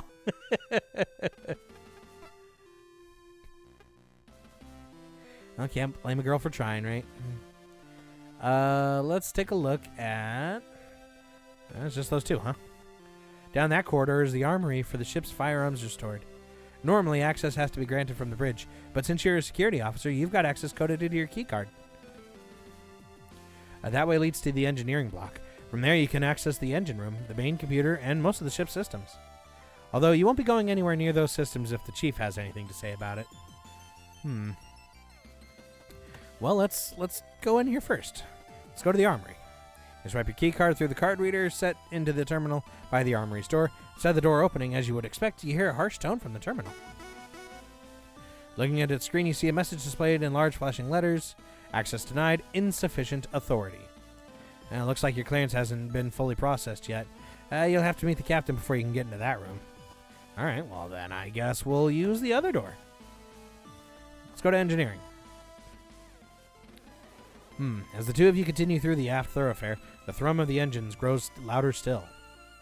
The featureless paneling and the ship is made up of a majority of the ship's interior quickly gives way to visible pipes and conduits, and eventually her smooth flooring transitions into grating, revealing more workings underfoot. Finally, the thoroughfare leads into the one huge open chamber filled with masses of machinery. Terminal panels set into the sides of various apparatuses cycles through the different readings. The light from the screens reflected off the ducts and valves. All this equipment is separated by a grid of catwalks and access ladders. Wow, that's a lot of stuff. A lot of stuff is right. This is central engineering. Pretty much every system aside from the engines themselves and the central computer can be found in this room. All in one place? Isn't that a little bit risky? Well, a Swift-class ship relies on absolutely minimal crew. The Gundog only has 2 engineers. I think they figured it'd be easier on them if everything that was important was kept in one place. That way they don't have to run from one end of the ship to another to get all the repairs done if something goes wrong. You certainly know a lot about ship engineering. Well, what can I say? I'm a pretty talented individual. Oh, yeah? Whilst we're here, can you share some of that knowledge? What's that over there? That's the Pholenic conversion unit. And what's that? Oh, that's the omni-faced Wayne shaft. Uh-huh. What about that? That's the turbo encabulator? Every day is a school day, huh? I'm head of operations, not chief engineer, okay? I don't need to know what... Hey, no one better be screwing around up here. You both jump in as a stern voice barks at you from below. Looking down, you see through the grating there's another catwalk situated below the one you're on. You're stood on with a crew member, moving at the speed towards a ladder that joins the 2 walkways. I swear, if I find so much as a single terminal readout out of place, I'm stuffing the 2 of you into the organics processing system. If I have to retrieve one more pen from behind those compressors, the crew member continues to grumble as they ascend. Oh no! Oh, hello. Gwen, you better not be here to tell me that your favorite pen has somehow fallen into the system block again. No, Chief. Got it right here. Damn straight you do. And make sure you hang on to that one or you're going to need someone to pull you out of the system block instead. And who's this? Our wayward security officer? You got a name there? You quickly throw a sharp salute at the woman in front of you without even checking her rank first. Not only does she loom over you physically, but quickly pick up on a force of personality that feels like adds an extra 6 inches to her considerable stature. John, ayo, I'm here for this. She's an engineer, John. Look at her. Lieutenant Curino, security officer of the JFS Gundog Man. She looks like she could toss me over her shoulder and carry me to safety, should the need arise. Oh, yeah, there you go. Less of that man business, Curino. Name's Mackenzie Cathay. Cathays? Cathays? C-A-T-H-A-Y-S. Cathays? Cathays? Chief engineer. But that's chief to you. John, you can only call her chief. Yes, chief. Damn straight. And what are the two of you doing in engineering? I was just giving Lieutenant Curino a tour of the ship, chief. That's so. Never been on a ship before, Lieutenant? First assignment? Never on a Swift class, chief. I've only served strike or supply classes to date. Still okay with that. That's so. Which strike vessels? JFS Victory and JFS Thunderbolt, chief. Victory and Thunderbolt, huh? Don't think either of those two are less than 3 years old, so probably wouldn't have seen that new streamlined distribution system. I wonder if you would have seen the power coils, though. I think the Victory was part of that production. You and Cassandra exchange a quick, nervous glance as the chief, who'd previously seemed like she was about to physically throw both of you out of engineering, suddenly begins a conversation with herself. You continue to stand to a nervous attention as she ruminates about ship components. Chief, is there anything I can help you with about those ships? Oh, huh? Lieutenants, didn't realize you were still there. No, you're off the hook, Curino. Not unless you could tell me whether the Victory was outfitted with 3rd generation B-Pack upgrades anyway. Wait, hold on, John. Here's the real test. What does she look like in Dojin mode? Ah, yeah! There's something... Oh, my God, look at that neck! Oh, my God. That neck is a tube. Did I draw that? No, I couldn't even draw this well. Still would. I'm glad for you, buddy. Sorry, Chief. I don't think I could. I wonder if that's because the retrofitting takes into account space availability in the ship's interior for minimal traversal impact. Although maybe it could be that it takes... I think now would be a good time for us to move on. Good idea. Well, that's all, Chief. We'll just be going now. Oh, yeah, sure. Just don't let me catch you screwing around in here again. Thanks, Chief. Her freckles are little stars in Dojin mode. I saw that. Talk? Cassie. Okay, but really, when Chief says we shouldn't screw around in here, she's right. We should probably get moving. What did you do? Why would you say that? Really, though, what did you... Who the hell dropped a chocolate bar into the secondary moisture converter? Oh, let's go, let's go, let's go, let's go, let's go. That's melted into the outlet valve. I'll kill him. Oh, no. Oh, no. Cassie. Chief? Yes, Lieutenant? Well, Chief, I was just stopping by to... Tell me, Curino, what is it the ship security officer on a vessel with only 10 crew does all day? Oh, so that is... Because I'll tell you what a chief engineer does. A chief engineer spends every damn minute of the day trying to keep pace with all the systems on the board of this vessel, making sure they're all running absolutely flawlessly. You know why? It's because I don't have... It's because if I don't, then it's a thin line between optimum comfort and horrific death in the cold expanse that we call space. So I'll be frank, Lieutenant. Unless you're about to help me redirect these condensers while I refresh the primary moisture chamber, then I don't know what good's going to come from you hanging around and distracting me. Understood? Yes, Chief. Well done. If you really want something, you can go and check in with the junior engineer in the hangar. Kid's probably slowed down since I last put fear into the void into him. Oh, wow. Huh. Well, let's at least look at a few different things here. What do we got? There's so much going on in here that I have no idea what any of this is. This could be a waste processing unit, or it could be life support. Oh, sorry, Chief. What was that? This unit's part of the life support system. To be exact, this part is the assessment center of sorts. It continuously samples the atmosphere on board the ship to ensure that it's at an optimum level to keep us all alive. Oh. Huh. Okay. That's cool. What about this thing? There's so much machinery in here. If what Cassie says is true and that all the ship's systems are packed in here, it could be anything. It's certainly giving off a lot of heat, though. That's the power distribution module. Oh, Chief, it's you. What is it? The power distribution module.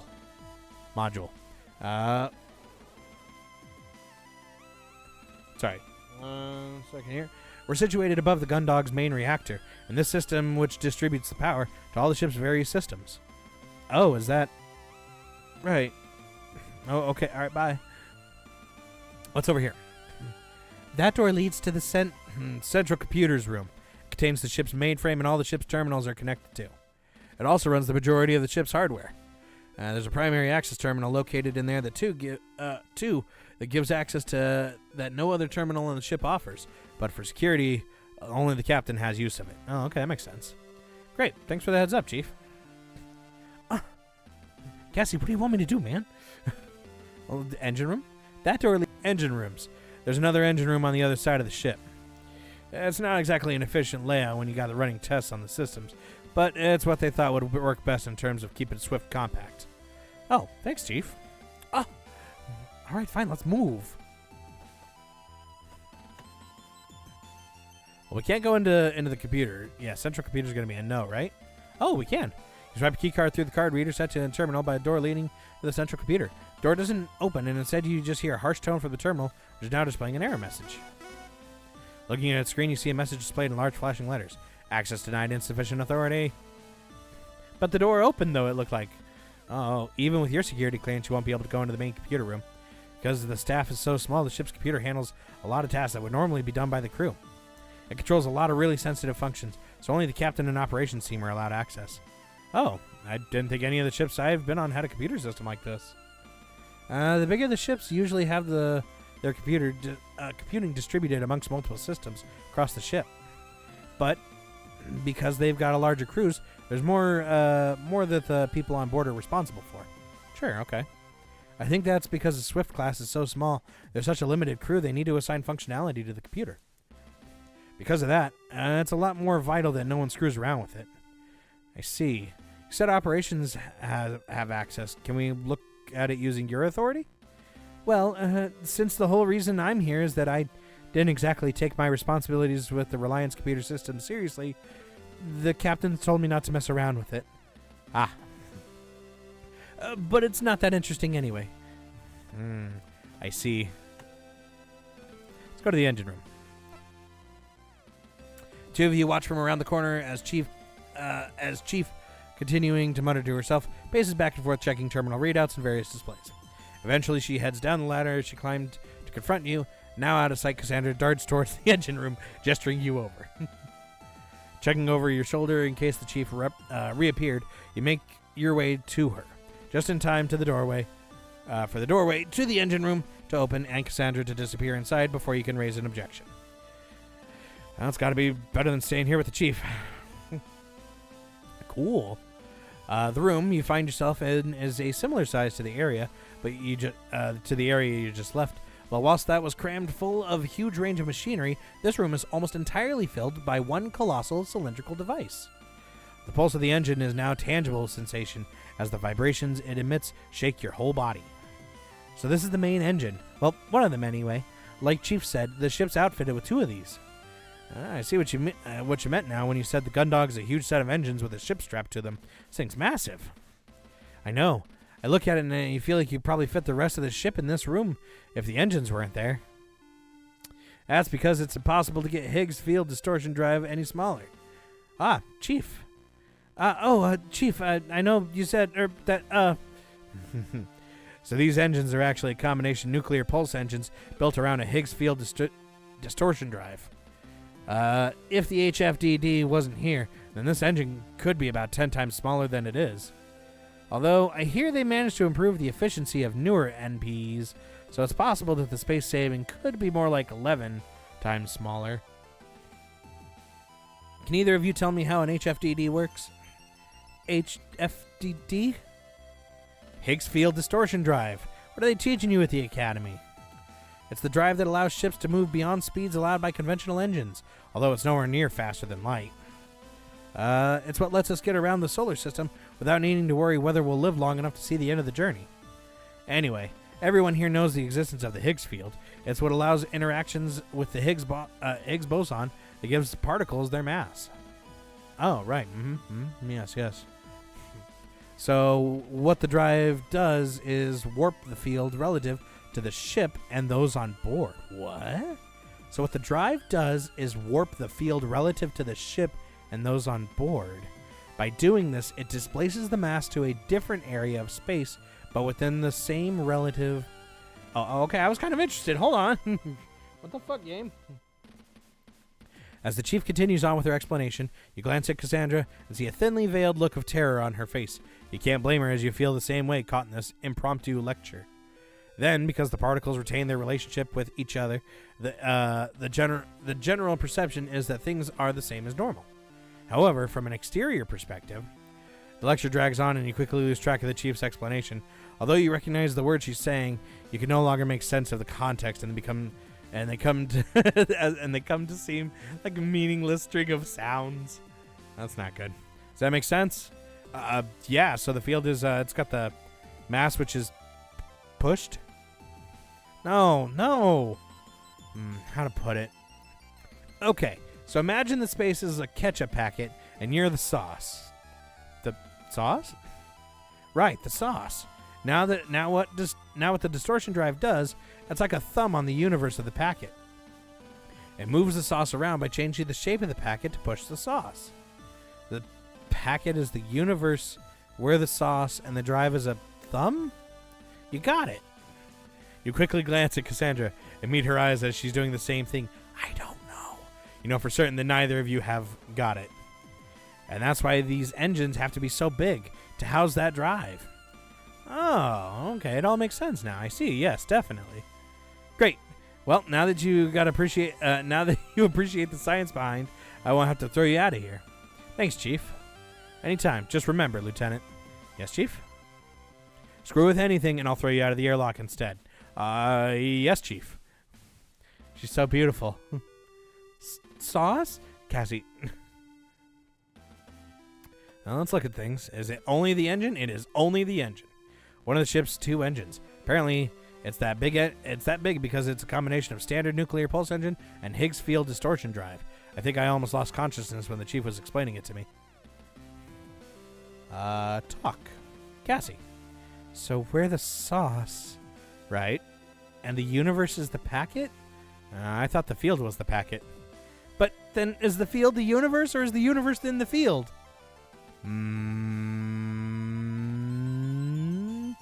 We're going to have some very theoretical, challenging meal times. That's nice. Look at that. I guess we'll just move back to engineering and then back to the aft thoroughfare. That can't be everything, though. Hold on a sec. Move. We can't go into the armory. I guess we go back to the central hub, yeah. Now from here, we can go to a few different spots. Let's go to... Let's go in order here. Let's go to the airlock. And this is the main airlock. It's the main way to get on and off the ship when it's docked. Thanks, but I've already been here. Oh, really? When? Honey. Come on. When would I have been here? Actually, I think I'm confusing it with somewhere else. What else can you tell me?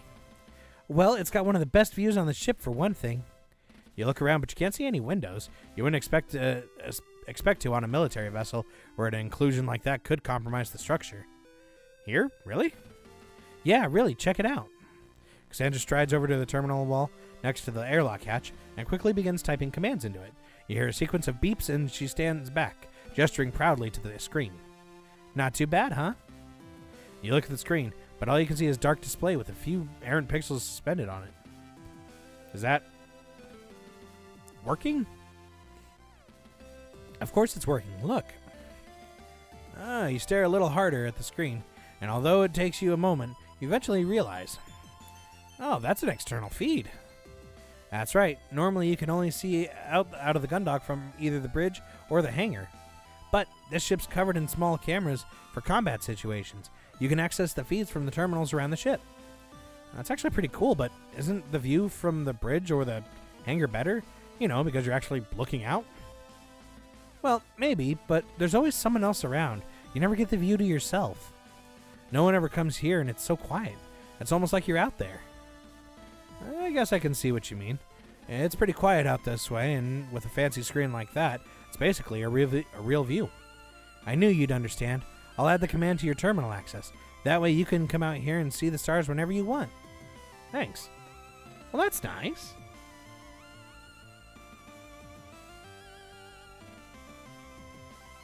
Thanks, Cassie. Alright. Let's, I guess, look. Oh, God. Hold on.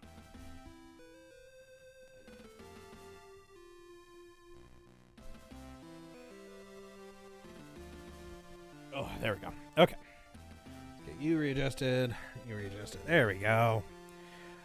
Okay, these spacesuits are for emergencies only. Every crew member has an assigned suit that's stored near the main station. These suits are here in case of evacuation when those stations are inaccessible. Oh, that's nice. Oh, every crew member, huh? Access? Underneath that panel is a manual control for the external airlock hatch, just in case one of the mechanical or power failure. I've had to open one as a part of drill before, but it's not that easy. Aside from the fact that it controls the airlock, it's a terminal like any other. Although with the silence, I suppose one's good for getting a relaxing view of the stars. As the main crew airlock for crew use, it's used to load and offload basic supplies and equipment. Everything else is brought in through the hangar airlock. Yeah, I was gonna say, why would everybody just not come through the hangar then? All right, well, let's talk, Cassie. So, do you come out to the airlock a lot? Define a lot. More than once for coming on board and once for departing? There's nothing wrong with hanging out in the airlock. Sometimes you just need a bit of personal space. On a small ship like this, it's the only place you can really get some time to yourself. What about your quarters? Even on a big ship like the Reliant. Oh goodness, excuse me. Even on a big ship like the Reliant. Oh, there we go. Even on a big ship like the Reliant, there's not many places to get away from everyone. I just find... Aw, don't be sad. I just find it really relaxing to know that I'm this close to being out in space, away from everything and everyone. Oh, hold on. I gotta see what you look like in Dojin mode. Aw, she's so sad. Oh. Sometimes it feels like I was made to be out there, not cooped up in here. I didn't know you enjoyed that part of space. For most people looking out into the expanse for too long triggers a kind of existential dread. I knew a guy on another ship that couldn't bear to look out into space. He'd start getting the jitters whenever he did. Oh, hey, Cass. Don't look all upset, man. You good? Sometimes, if he got drunk on duty, he'd start saying all kinds of weird stuff about how humanity's souls were never meant to be unbound from gravity. Cool. That guy's fucking crazy. I don't know. It's just like there's something out there that's calling me, you know? Well, that's until I'm late for my shift and the captain sends out a ship-wide message telling me to haul my ass up to the bridge. Then I know there's something calling to me. That's nice. Let's see if we can I use this? I really shouldn't be messing around with that. It's really tricky to get back on once removed. Okay. The terminal, alongside its other standard feature, is used to control the airlock. I can also get a look at what's going on the outside of the ship. Let's view the stars. I've got a few minutes. I could spare some time for stargazing. Yep. That's space, all right. I don't feel like walking into space anytime soon. Although if I actually wanted to, I'd need to go via the terminal. I'll leave these where they are.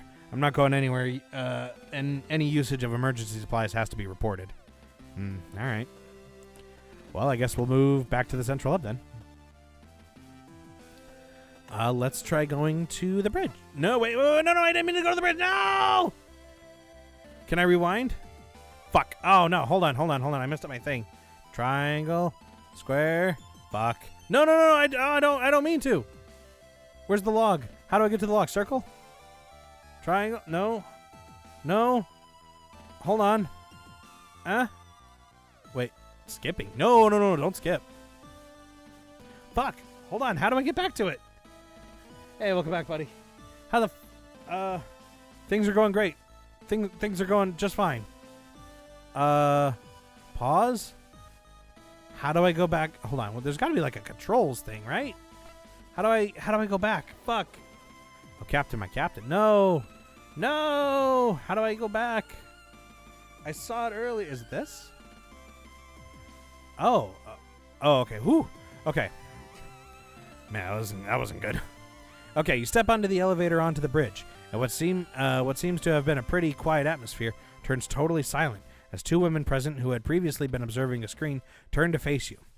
You identify the captain almost immediately by her uniform, although you are given pause to wonder if you've misjudged, as she listlessly straightens up and heads over to you with an air of disinterest. Oh, okay.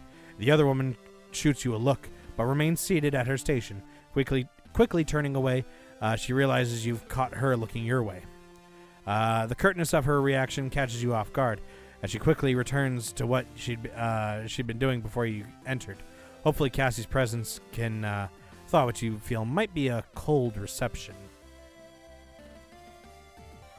Lieutenant Maki Carino, entering the bridge and reporting for formal assignment. You declare, throwing a sharp salute with Cassandra quickly following suit. Lieutenant Commander Cassandra Quinn entering the bridge for an accompaniment of Lieutenant Carino. You're taken aback slightly, as you realize that you've hardly ever seen Cassie be serious about anything, even in her position. Whenever she's had to talk about her assignments, it's always just been dismissive or in a joking way. You're caught so off guard that you almost miss the captain addressing you. At ease, Lieutenant Commander. Oh, John, yeah. This game is made for women for you, man. You and Cassie both lower your salutes and loosen your posture slightly. There's a slight pause, which you can tell is the captain sizing you up. This informal assessment lasts a little bit longer than you're comfortable with, until the captain releases a heavy sigh. Welcome aboard, Lieutenant. I was beginning to get worried that the notification we'd had that you'd come aboard had been a system issue. I trust that you haven't had too hard a time finding your way to the bridge to introduce yourself? No, ma'am. I was just... You glance over at Cassandra, who is maintaining a completely straight-faced, we can check out anywhere you want before we head up there. Yeah, right. You fix your gaze straight ahead. This wouldn't be the first time that Cassandra's lackadaisical attitude got you in trouble with the higher-ups. I was just familiarizing myself with the ship in case I came up with any queries I could field to you. Oh, is that so? Well, anything you'd like to ask? Oh, no, she's smirking. Wait, what do you look like in the Dojin mode? Ooh. All right, yeah, you still look good. All right, I love how the Dojin mode, everybody has such a clearly defined tube neck. No, ma'am.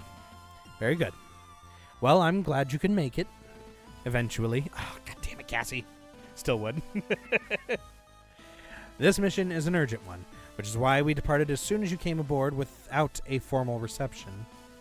Thinking about it, it was unusual that there hadn't been a formal onboarding process beyond the dock staff checking your ID and guiding you onto the gun dog. You'd not realized in your rush, but now it was obvious. But it did make sense that if this was an urgent dispatch, the ship would launch as soon as all of its crew were on board. My apologies, ma'am. My transport was running late. Yes, we'd been sent word. That wouldn't have anything to do with you, would it? No, ma'am. There was a breakdown on the... Anyway, Lieutenant, I'd like to take the opportunity to formally welcome you to the JFS Gundog. My name is Captain Mary's Bartermuse, and I run a tight ship, as you'd expect, and I anticipate that you'll carry out your duties to the same standard. Yes, ma'am. From experience, most onboarding procedures have involved greetings and speeches from the captain that have ranged from serious to almost ceremonial. In comparison, Captain Bartermuse's introduction is almost lethargic. Your card, Lieutenant? Yes, ma'am. The item button will activate when you are able to use items in your inventory. In some cases, you will need to use an item to proceed, but in others, whether you use an item or not is up to you. When possible, select item button to open the inventory, to select the item to use it. To dismiss the inventory, select the item button again. All right. Your card, Lieutenant? Yeah, sure, I gotcha. Oh, sweet, my key card. My security key card. As security officer, it allows me access to almost anywhere or anything on the ship. She inspects it for a moment before taking you to a control panel near the captain's chair. You remain in position, not quite at ease, but not quite at attention. You watch as she enters some commands into the console and inserts your card into a slot. There's a whirring sound, followed by a series of beeps, before your card is ejected and the captain takes it back. By selecting the function button... The fuck was that? By selecting the function button, you can now access a map of the ship, allowing you to move from one location to another without visiting areas in between. If an event happens somewhere on the way, you will move to that location instead. You can also view your current objectives and other important information. To return, select the function button again. Function? Ooh. Map, task, and info. Ooh, interesting. Okay. Map? Oh my god, yeah, that's right. I forgot about this.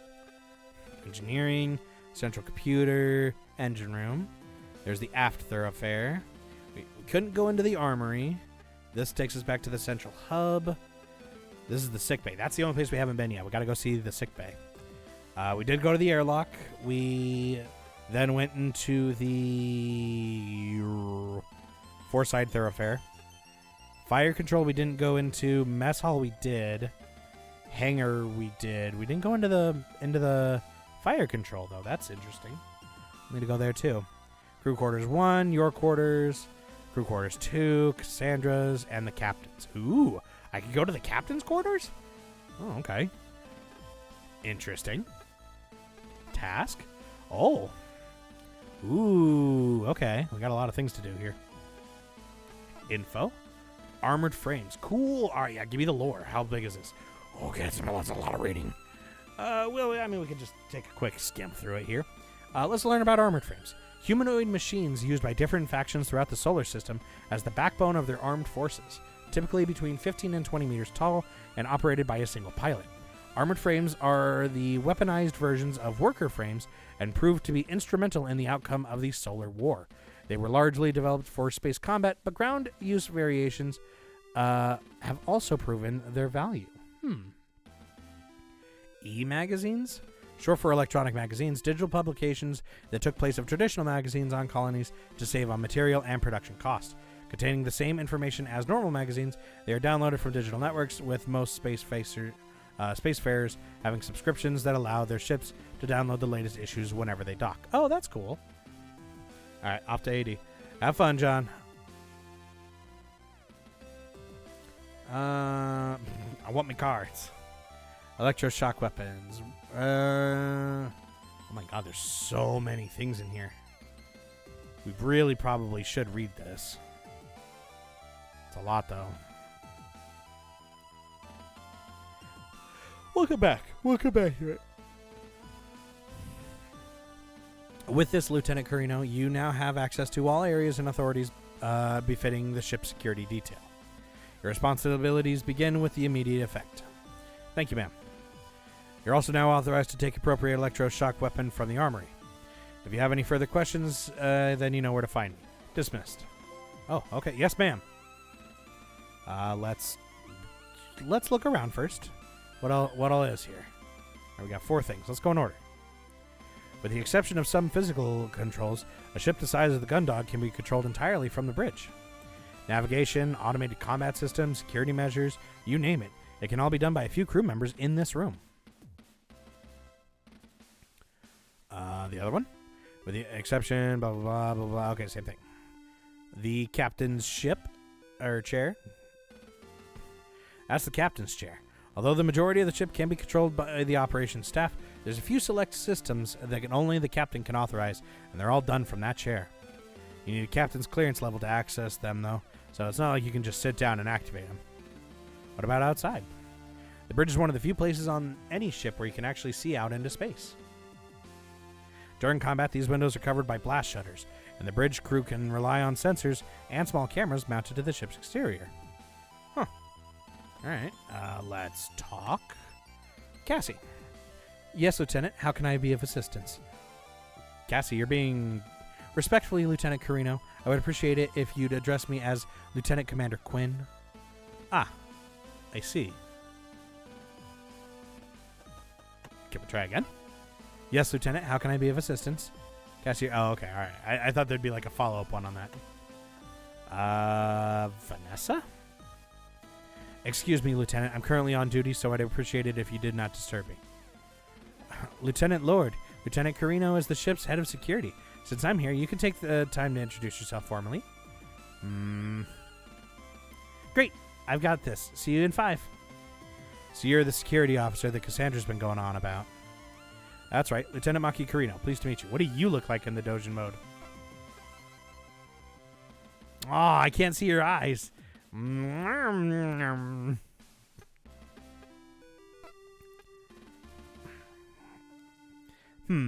I'm Vanessa Lord.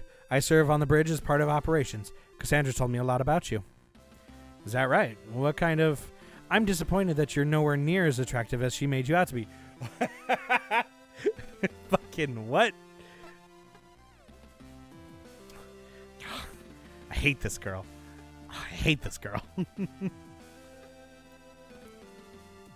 Whoa, is that right?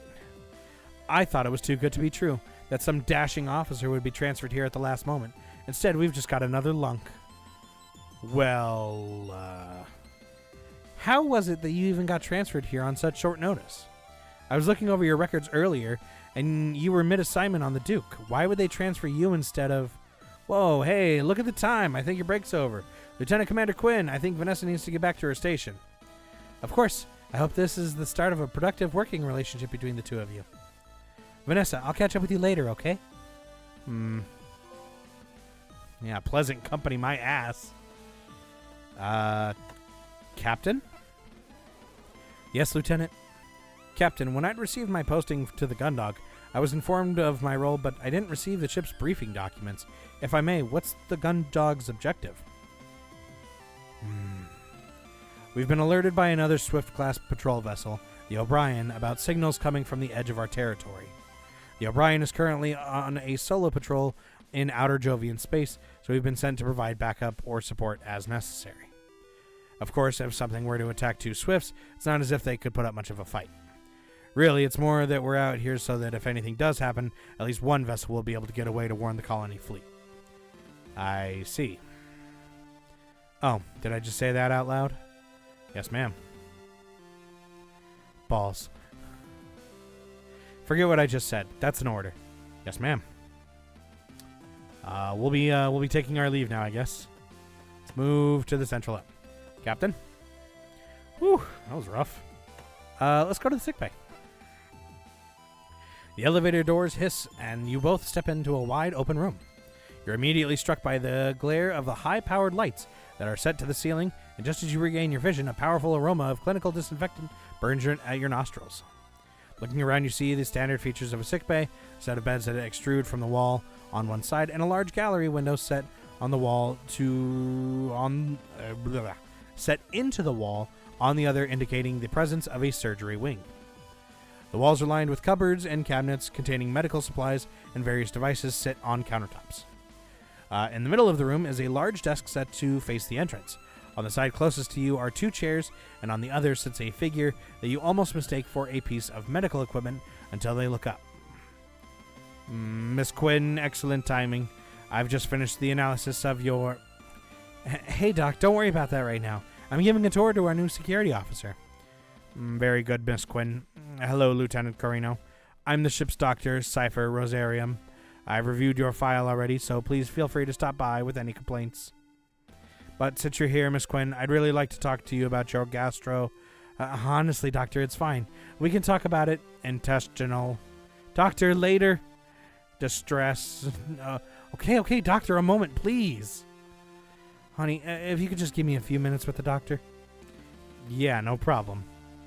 Cassandra grabs the doctor by his sleeve and drags him over to the surgery wing, yanking him through it behind her. Once the door closes, you can't hear them, but you can still see the two through the gallery window.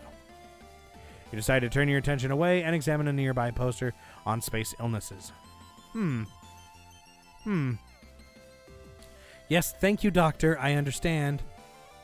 So that includes any synthetic meats or carbohydrates.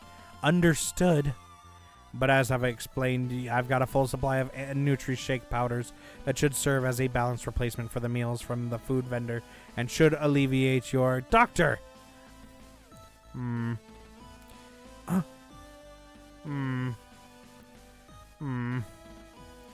Tummy troubles. This tour is moving on. Straight to the point. Let's look around. What all you got in here? That portion of the sick bay is separated off for surgical procedures. It has its own separate environmental controls and is completely sealed from the rest of the ship when in use. It also contains robotic assistant units. It's state-of-the-art, but you'd still never want to end up in there. Oh, okay. All those cupboards and cabinets are jam-packed with different medical supplies, tools, nutritional supplements, and so on. I guess it's good to have it all on hand. Those beds are for patients who need to stay in sick bay for whatever reason. All the monitors behind them are to display the patient's vital statistics. It's rare you'll see one used. Just the 3, huh? Yeah, let's talk. Cassie. So, I swear. Not one for patient-doctor confidentiality, huh? That man is like a laser beam. He gets straight to whatever task is in front of him with no time for things like common courtesy, bedside manner, or privacy. Yeah, I got that impression. The worst part is that after all of that, he tells me I'm allergic to synthetic elements they use in the mess hall's food vendor. Can you believe I'm on a Nutri-Shake diet between now and when we return to port? I thought those ingredients were supposed to be hypoallergenic. No animal products suitable for everyone. I know, but the doctor's saying it's a rare condition that means I react to one of the compounds I use in production. So no more hamburgers for you, huh? But there's one silver lining. Well, what's that? The vending machines use real ingredients. Chocolate and chips are still on the menu. An important part of any balanced diet. Doctor? Lieutenant, are you feeling unwell? No, I'm feeling fine. Have you come to pick up any medication? No, I'm totally all right, thanks. Have you come for a precautionary checkup? No, nothing like that. Then you are here to ask about my mechanical elements? What? No, of course not. Oh. Well, in that case, Lieutenant Carino, I'm not sure I can help you today. Don't worry about it. Oh, okay, all right. Let's use... Can we use anything? I think I'll leave that up to the professional. Use the bed. I can think of a few better places to relax than down here. Now's not the time for me to go through the medical supplies. All right, well, I guess we're backing out of here. Let's look at our overall here. Look at our map. Let's go to fire control. We haven't been there yet. Move to fire control. Moving beyond the mess hall and hangar access, the two of you continue to the furthest end of the four-side thoroughfare. The door at the very end of the corridor is shut, the words fire control painted on it in large stenciled letters. Cassandra swipes her keycard through the reader and the door before turning to you. So this is fire control. The gunner's probably here, but, well, you'll see. That's pretty cryptic. Ooh. As you follow Cassandra through the doorway, your eyes take a moment to adjust, and as the strip lighting that illuminates the rest of the ship is now conspicuously absent. Instead, the entire room is lit by the phosphorant glow from an alcove full of screens and readouts. Looking at these screens, each one seems to not be showing much more than a few specks on black background. Let's see. From experience, though, you know what you're looking at is live feed from the cameras all over the ship's exterior. In the center of the alcove, facing away from you, is a seat seat like the ones on the bridge. From this angle, it's impossible to tell if there's anyone in it, but you notice a tiny rhythmic hiss coming from it. So anyway, all of the ship's weapon systems are controlled from here. These screens give the gunner a panoramic view of... Is the gunner here right now? You look over Cassandra's shoulder at the back of the seat. You swear you see just a quick flicker of movement, but you can't be sure it's not just a flash of the readout reflecting off a surface. Oh, Dylan, yeah, he's here. Should we say hello? Well, normally I would, but Cassandra leans back slowly as if trying to surreptitiously surreptitiously sneak a peek at what's on the other side of the chair without it noticing her. She quickly turns back to you after a moment's pause. He just looks so in the zone, you know. It seems a shame to interrupt him. Interrupt what? Cassandra leans back again and after a moment quietly gestures for you to come take a look. Sat in the chair is a man who looks a little bit older than you. His eyes are closed and his face is a picture of absolute serenity. Over his ears are possibly the single largest pair of headphones you've ever seen in your entire life.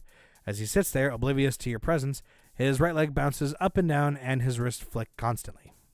You wonder for a moment if he's okay before spying a cassette player poking out of his jacket pocket. You realize that the hiss you hear is the slightest whisper of the music that he's listening to escaping from the substantial headphones. Is this okay? Shouldn't he be a bit more attentive? Don't worry, it's fine. He's not even on duty. Yeah, but what if there's an alert? Let's find out. Cassandra moves over to a panel just before the monitor-laden alcove and takes a receiver off the wall and enters a few numbers into the keypad. Hi, Vanessa? Yeah, it's Cassie. Can we test the alert system in the fire control? No, I know it's not scheduled. It's a spot check. Yeah, random testing, you know. Chief's orders. Of course she asked. Why would I be asking for a spot test and an alert in fire control if Chief didn't ask? You're a darling. Thanks. Okay, 3, 2, 1. Ooh, loud. In an instant, you see the figure in the chair bolt upright, yank his headphones off, and lay his hands on the fire control systems, his head snapping back and forth as he rapidly surveys the wall of monitors. False alarm? Hey, Dylan, don't mind us. Just had to do a spot check on the alarm system. Chief's orders. Oh, hey, Quinn. No problem. Who's this? Lieutenant Maki Carino, ship security. Oh, hey, Warrant Officer Dylan Dees, gunner. Welcome aboard. Thanks. Well, let me know if you guys need anything. That alert totally got in the way of my awesome solo, so I'm going to rewind and pick up where I left off. Good to meet you. Don't stop the music. Let's look around. We got 4 difference. All right. Every single one of these screens is linked to a camera. The ship's a whole. Although it doesn't look like it, it actually represents a 360-degree view of the Gundog. Same thing. Never been on a ship as small as the Gundog, but the controls for the ship's weaponry don't look like anything like they do on a bigger ship. They look more like they belong in an office or something. Never been on a ship. Okay, same thing. All right, cool. So, exact same. Use. The screens only come with one channel, and it doesn't look like there's anything interesting on right now. Screens only come with one channel. I think I'll leave that up to the professional. All right. Talk. Hey, Cassie. Just once I was hoping he wouldn't be here. Oh? Yeah, this place would be such a good room to relax and take in the view of the stars. But day or night, he's always here, either spacing out himself or drumming away. I'm so jealous. Most heads of operations would kill for a crew member who was at their station day or night, you know. But this is weird. The only time I've ever seen him leave is when the ship's docked. I've come by all sorts of random times, but he's always here. I don't like it. How much of that is jealousy, though? A little. Hey, Dylan. Warrant Officer Dees. Warrant Officer Dees. Dylan. Oh, hey, Lieutenant. How's it going? Let's see what you look like in Dojo mode. Oh, okay, yeah, wow. They did a really good translation for you there. That looks almost the same. Oh, hey, Lieutenant. How's it going? Not bad, thanks. I was wondering if you could explain the control system here to me. Doesn't look like anything from what I've seen before. Huh? Oh, yeah, you've probably not been on a small ship like the Gundog. It probably does look weird. Bigger ships have more crew spares so they can have the old-fashioned turret operators. On a ship like this, where there's only one dude flying solo, the whole system's optimized to let them run the entire weapon system alone. Each of these trackballs links up with a different weapon system, which is represented by a reticle shown on the screen. By rolling the balls, I can move the target reticle from screen to screen, and to fire, all I need to do is point and click. Well, that's pretty clever. Only works so well because we've got the computer doing most of the heavy lifting. On bigger ships, the gunners have a lot more physical control. On a ship like this, it's more like playing a really intense video game. I've never really liked those spaceship video games. I'd rather play a racing game or something instead. That's not too bad. Now that the war's over, we're not shooting anyone anytime soon. So I get to spend all my time in here listening to music and staring out into space. Pretty much perfect. Listen to anything good? Yeah, a real classic album right now. Ever heard of Trish and the Replicants? No, sorry. Come by later and I'll lend you a cassette. It's pretty good for such an old band. Thanks for the offer. Well, that's nice. Let's go to our function. We need to go to quarters and the armory. Let's go to the armory. Swipe your key card through the card reader and into the terminal set by the armory's door. There's a slight delay, but quickly enough that the terminal flashes the message, access granted, and the doors slide open. First thing you notice about the armory is that there's benches and lockers, remind you of changing rooms from the training center back at the military academy on Europa Colony. As you walk past them, there's As you walk past them, you take a closer look and realize that they're the same kind of benches on the larger ships you've been stationed on, the one with sports facilities and changing rooms on board. Instead of sports clothing and equipment, these lockers are filled with a selection of combat gear from the body armor or electroshock weapons to a variety of small and light weapons. You know, this is the first time I've ever actually been inside a ship's armory. It's not really surprising. It's only a security detail that would have access. Even in a situation when a ship's expecting to encounter a boarding party, it's security's responsibility to distribute weaponry to the crew in advance. It's to ensure there's no panic and that the crew don't get a hold of weaponry they're not trained to use. That's standard regulation. You should know that. Well,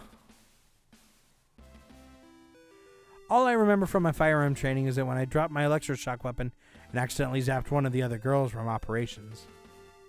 Our trainer made me use a hand-cranked battery charger to recharge all the power packs as punishment. That must have taken forever. You bet. But you should have seen my gun show afterwards. Pew pew. Which reminds me, the captain said I was authorized to collect my sidearm. I should get it whilst I'm here. Look. Spacesuits here are for the ship's security detail. They're a little bit more robust than the suits handed out to the rest of the crew for obvious reasons. Aside from that, they don't offer much form of tactical advantage. One sec. Okay.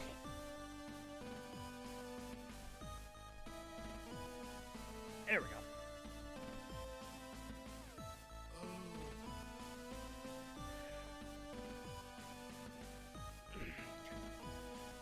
There we go. This locker contains a variety of small arms and light weapons. They're only for use against external hostile forces, even though their stopping power is relatively low because of the dangers of using live rounds inside a ship. That makes sense. What about the middle one here? This locker contains electroshock weapons. They're non-lethal and intended to be used for crew control in case of mutiny or violence that breaks out for some other reason. Well, I guess we'll use it. This is the weapons locker for the electroshock weapons. I'm authorized to take one small weapon from here as part of my role as security officer. This one will do. You got the electroshock gun. Cool. What's that? It's just my standard issue duty weapon for my role as security officer. Fires a barbed projectile that contains a miniature battery. It's non-lethal, but more than enough to stop someone in their tracks. I see. Cassie? Cassie? Absolutely not. Oh, come on. No. Can I use this? Accessing a weapon locker sends an automatic alert to the bridge. Even if I wanted to examine the weaponry, I wouldn't want to set off an alarm up there without telling anyone what I was doing. Good call.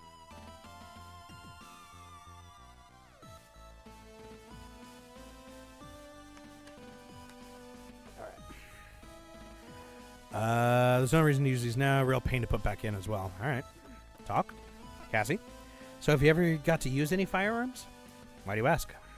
Well, I know you're security, but you never tell me anything exciting. I always imagined you facing down bad guys with some scary pistol the size of my forearm, saying cool lines like, "How many shots did I fire? I don't know myself, but the question is, do you feel lucky, bub?" You've been watching way too many old movies. Aw. Not even once? Most of my job has been dealing with crew members who get a bit tetchy after being cooped up on a ship for too long and starts fights with each other. Even then, I just tend to break up things and talk them down. Most of the time, no one even ends up in the brig. You gotta have done something more exciting than that. Oh well. I knew you were an exciting action hero. Tell me. So this one time, a pilot found out that someone on the maintenance team had been trying to hit on his girlfriend. He got so mad that he got into his armored frame and used it to corner the guy in the hangar. No way. He was threatening to turn the guy into paste, and he had made a real mess of some cargo containers. Because the hangars are low gravity zone, I was able to make a jump from a gangway to the armored frame and then override the cockpit access from the outside. The pilot was too focused on his engineer to notice me. Whoa, a frame jack. Did you use a cool line with the cockpit open, like pick on someone your own size or something? No way. I put 50,000 volts into the guy's shoulder the second I had a clear shot.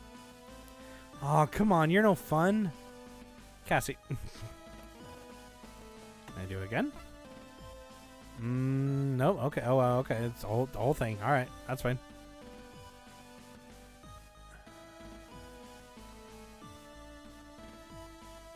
Just skipping not. Oh, okay. All right. Well, I guess we'll move out of here. We have not yet. Wait, hold on. What are my tasks? Yeah, we haven't been to the captain's quarters or Cassie's quarters, and I guess that's kind of it. All right, let's go to crew quarters 2. And this is the second set of crew quarters, where operations staff, and that's me and Vanessa, and department heads and the captain have their quarters. Makes sense. Of course, it's obvious why you'd come down this way so soon after finding out I was part of the crew. What do you mean? Wait, hey, I'm on duty right now, you know. I know, and despite that, you've never let your libido guide you to my quarters. And despite that, you've let your libido guide you to my quarters, you animal. Let's maybe save that for later, okay? Oh, you tease. Let's look around. Dr. Rosarium's room, you know, I bet he's not been in here since he's boarded. Mackenzie's, that is Chief's room. She seems pretty committed to the job. I bet she doesn't spend much time here. Nameplate reads Cassandra Quinn. I don't really need an explanation on who that room belongs to. Vanessa's room, I get the impression that someone like her keeps it at inspection level at all times. Oh, really? Just those ones, huh? All right. Talk. Cassie. So we're just going to hang her out in the corridor outside my quarters then? Know where you're in a hurry to go to?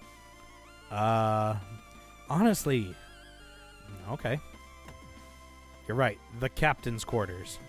Captain's quarters sit at the end of the corridor, differentiated from the other doors in the corridor by the small insignia that sits above the nameplate. Like the others in the corridor, it displays the occupant's name. In this case, Captain Mary's Bartermuse. Even in your role as security officer, there are a few rooms on the ship that you don't have access to. The captain's quarters is one of them. There's nothing for you here right now, so you turn back. All right. Well, hey, let's go in. Move to Cassandra's quarters. Oh, by the way, if you ever want to access my quarters, the passcode for the lock is 0211. It's pretty much the same passcode I use for everything. 0211. Got it. Yeah. Uh-huh.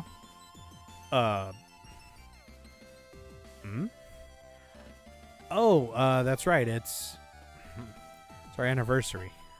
Come on, you didn't think I'd forget, did you? Hey, good job. Oh, wait. Before you go in, can you give me a few minutes to tidy the place up? I was almost late for my duty shift this morning, so it's kind of a mess. Let me put some stuff away, okay? Yeah, sure. Keeping herself between you and the entrance to her room, Cassandra opens the door using the control panel to its right. As it opens, she swiftly steps through and, before it's even all the way open, closes it again using the panel on her side of the entrance. The entire time, she obstructs your view of her quarters. Thanks, it won't be long, promise. A few minutes pass as you continue to stand gingerly outside of Cassie's quarters. You hear the occasional footsteps coming from the forest side thoroughfare, but they all move on to other parts of the ship. Thankfully, no one stops by to ask why security is lurking outside one of the operations officer's quarters. Hey, Cassie. You give the door a gentle knock, leaning against the wall, continuing to remain on lookout for anyone who may have some questions about what you're doing out here. How's it going in there? Oh, yeah, almost done. Just give me a moment to get this sorted out. And that last pause is followed by a loud bang and the sound of a small cascade of various objects onto the floor. Okay, maybe a few more minutes. You sigh and take a step back from the door. If anyone asks, you can always tell them you're doing spot checks for contraband or something similar. Or 1 sec.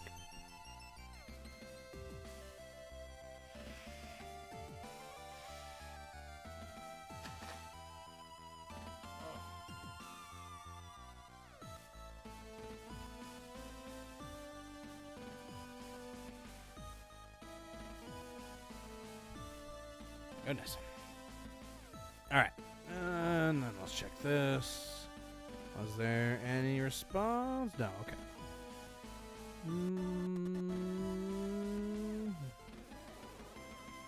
Perfect. Okay.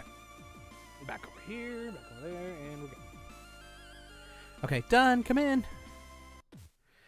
Cassie, what the fuck? Dude. Welcome. Make yourself it. As you step through the door, the frame... the toe of your boot catches on a discarded pair of leggings which are held in place by your other foot. As you begin to fall over, you reach on to catch onto something to stop yourself.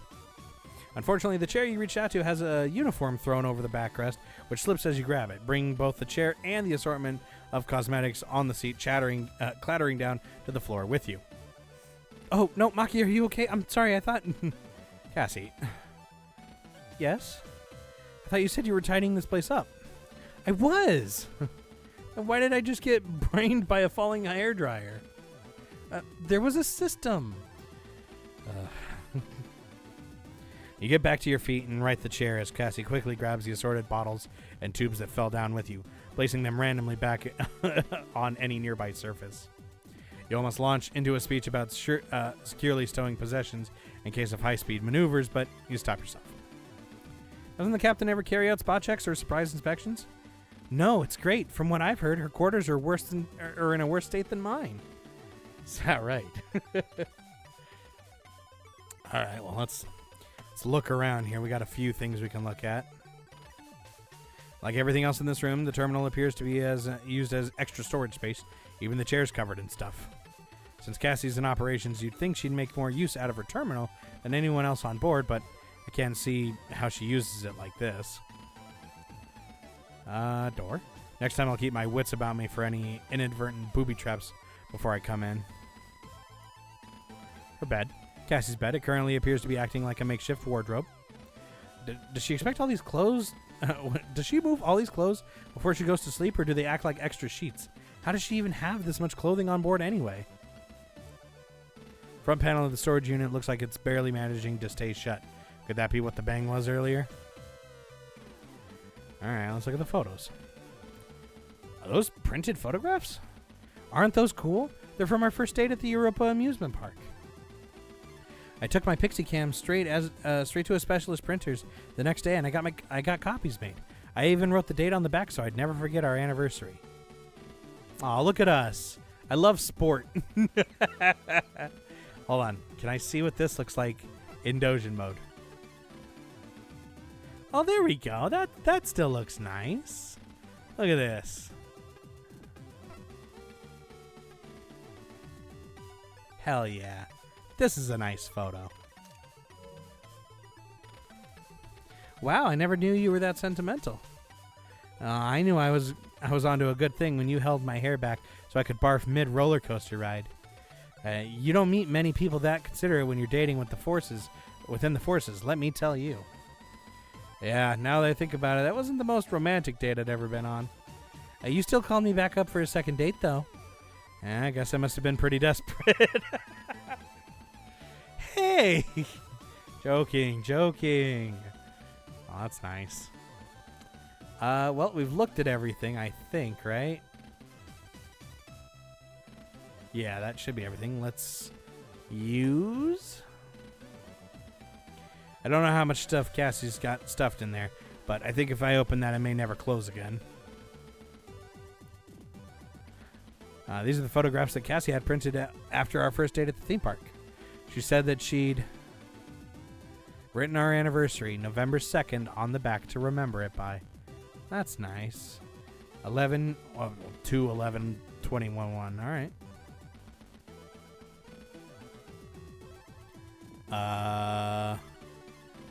With all the stuff on top, it'd be easier just to use my own terminal. I've still got the rest of the ship to check out. I don't think there's time for that right now. Let's talk. Cassie. So how are you finding the Gundog so far? Enjoying the tour? The ship's pretty much the same as every other one I'd ever been stationed on. This tour is first class, though. Maybe if working with naval operations doesn't work out, you could start your own business as a tour guide back on Europa Colony. You think so? Definitely. You seem to have all the insider knowledge already, and you've only been stationed here a few days. Imagine all the insider knowledge you could share about Europa Colony. Yeah, you're right. And over here we have the statue of the workers who built this colony. If you sneak around the back, you can get inside the plinth and hide from colony security if they catch you and your friends hanging out in the park after it's shut. And then again, you don't think that's the kind of thing that people would want to know? Maybe a bit more about the workers first. Anyway.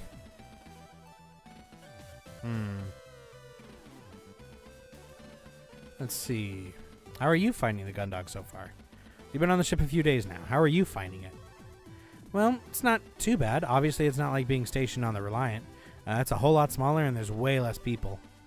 But then there's also a lot less to do, so you get much more free time. Captain Bartomuse is pretty much lax compared to Captain Singh. But then I get the impression that this whole crew is a bunch of burnouts. Except for us. I obviously didn't mean that about you. Speaking of the Reliant, it's about your transfer from the Reliant. I know. We don't need to have this conversation. I've already had it from Captain Singh in my dismissal and from one of the senior resource officers. You're wasting your potential. You would make an excellent captain if you took your duty seriously. Your academy scores were excellent. I wasn't going to give you a speech. I just...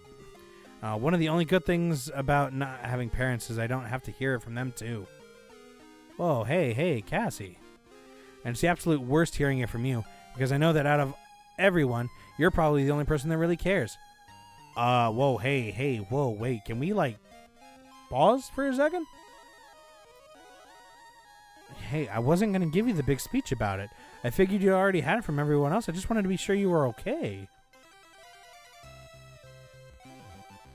I figured you were feeling worse than you let on. It's gonna be okay, you know? A ship like this isn't the worst place to be for a while. And if things work out okay, you can always just put in for a transfer to a bigger ship. The JCF is still building up its navy, so there'll be loads of opportunities. And if that doesn't work out, well, there's still your career as a tour guide back on Europa. Oh. Yeah, you know it. I'd probably make a better tour guide than a ship operator anyway. I think you'd be great at whatever you decide to do, and whatever that is, I'll be here to support you through it. Yeah, see? There we go. There's that smile. There's that nice smile. Look at that. She's so happy.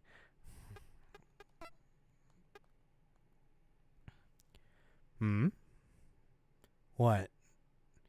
Cassie? You're so cheesy sometimes. Hey!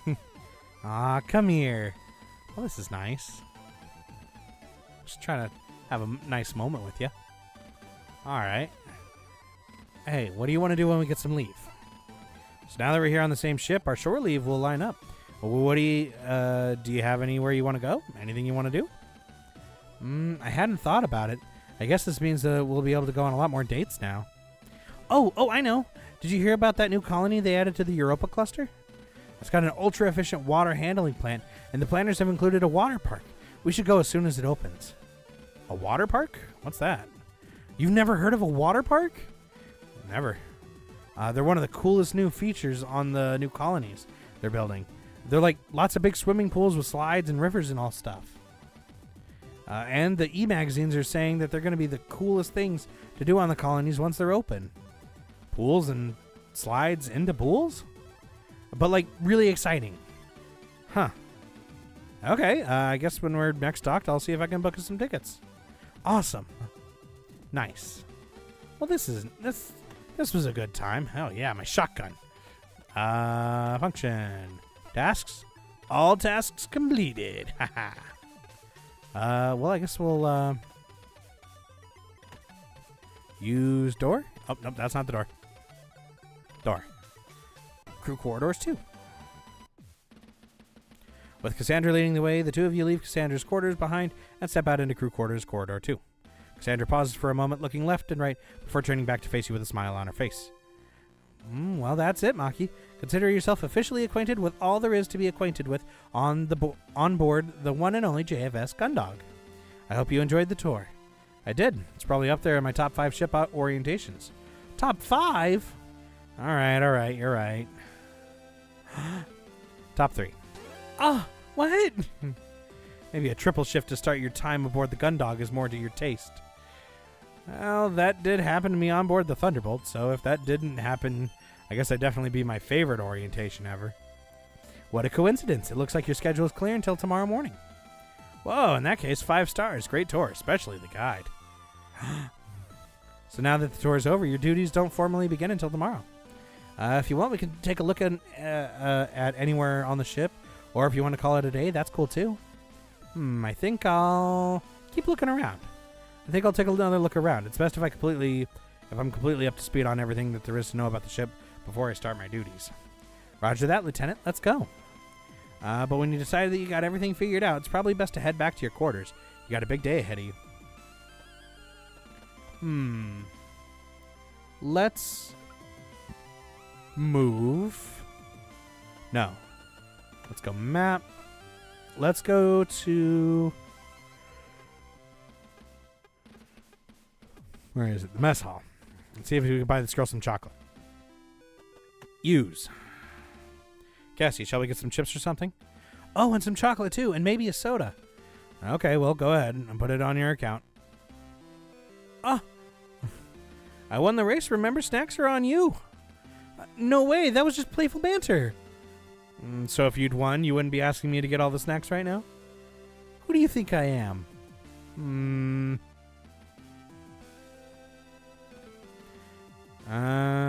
No, okay, alright.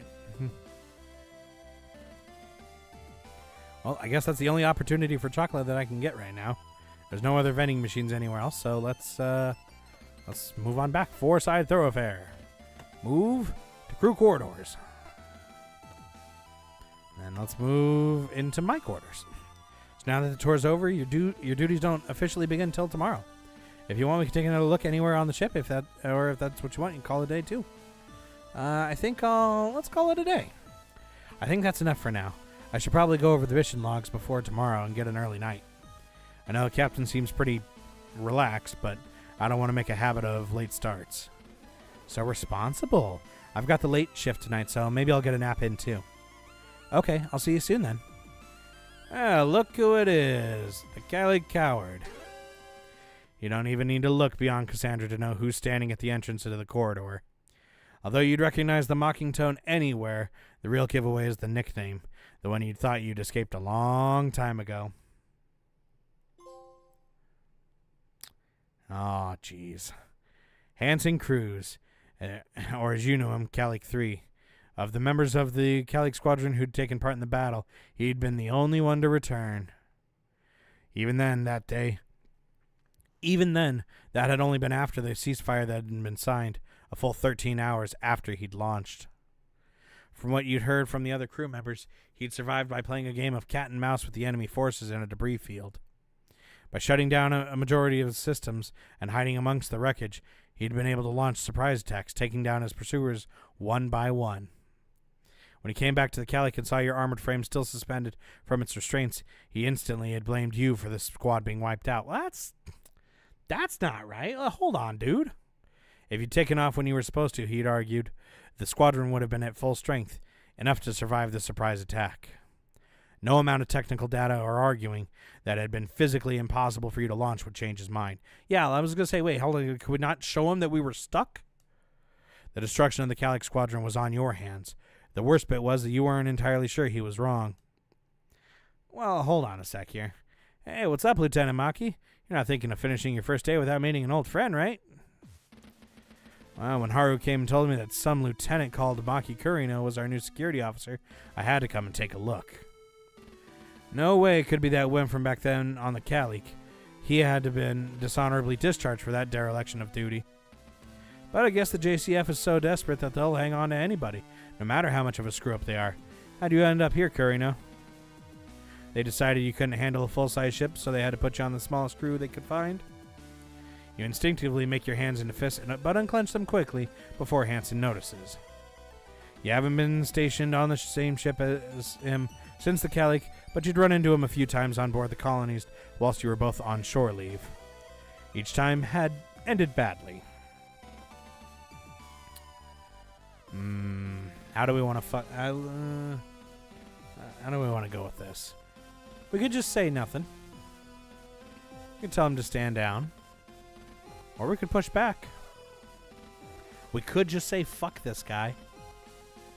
Let's, okay, visual novel, right? I should be able to make, like, a save at any point, right? 1QA? Save? Wait. Oh, that's autosave. These are quick saves, and these are manual. Oh, I see. Okay, save. All right. Well, we've made a save just in case things turn bad from here. Let's tell him to stand down. Let's pull rank. You almost lash out at Hansen, but stop yourself before you do.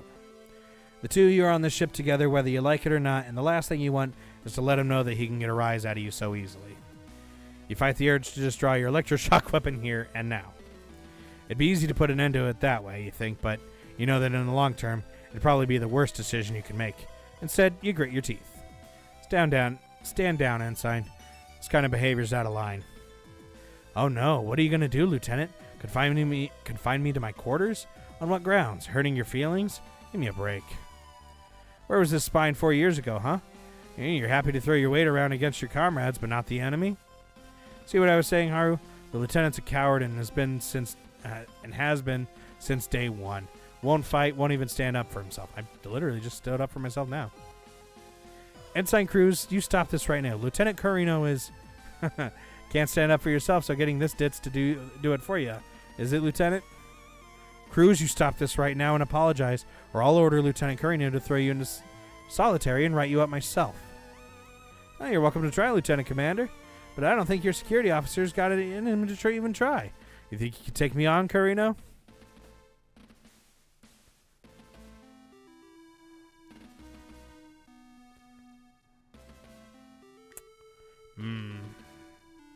Orders are orders. Or go strong and silent.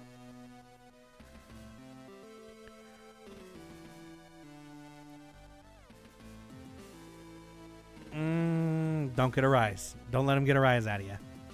Orders are orders. You step up to Hansen and place your hands on your hips, squaring up directly up to him. You look in his eyes and wait for him to blink. A few tense seconds pass, but eventually he blinks first. You hold on to the sigh of relief for now.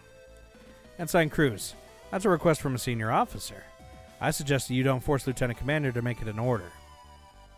You're so close that you can feel Hansen's hot breath on your face as he exhales through his nose and smirks. Why is that? Worried about what you'd have to do when I disobey it? Come on, Lieutenant.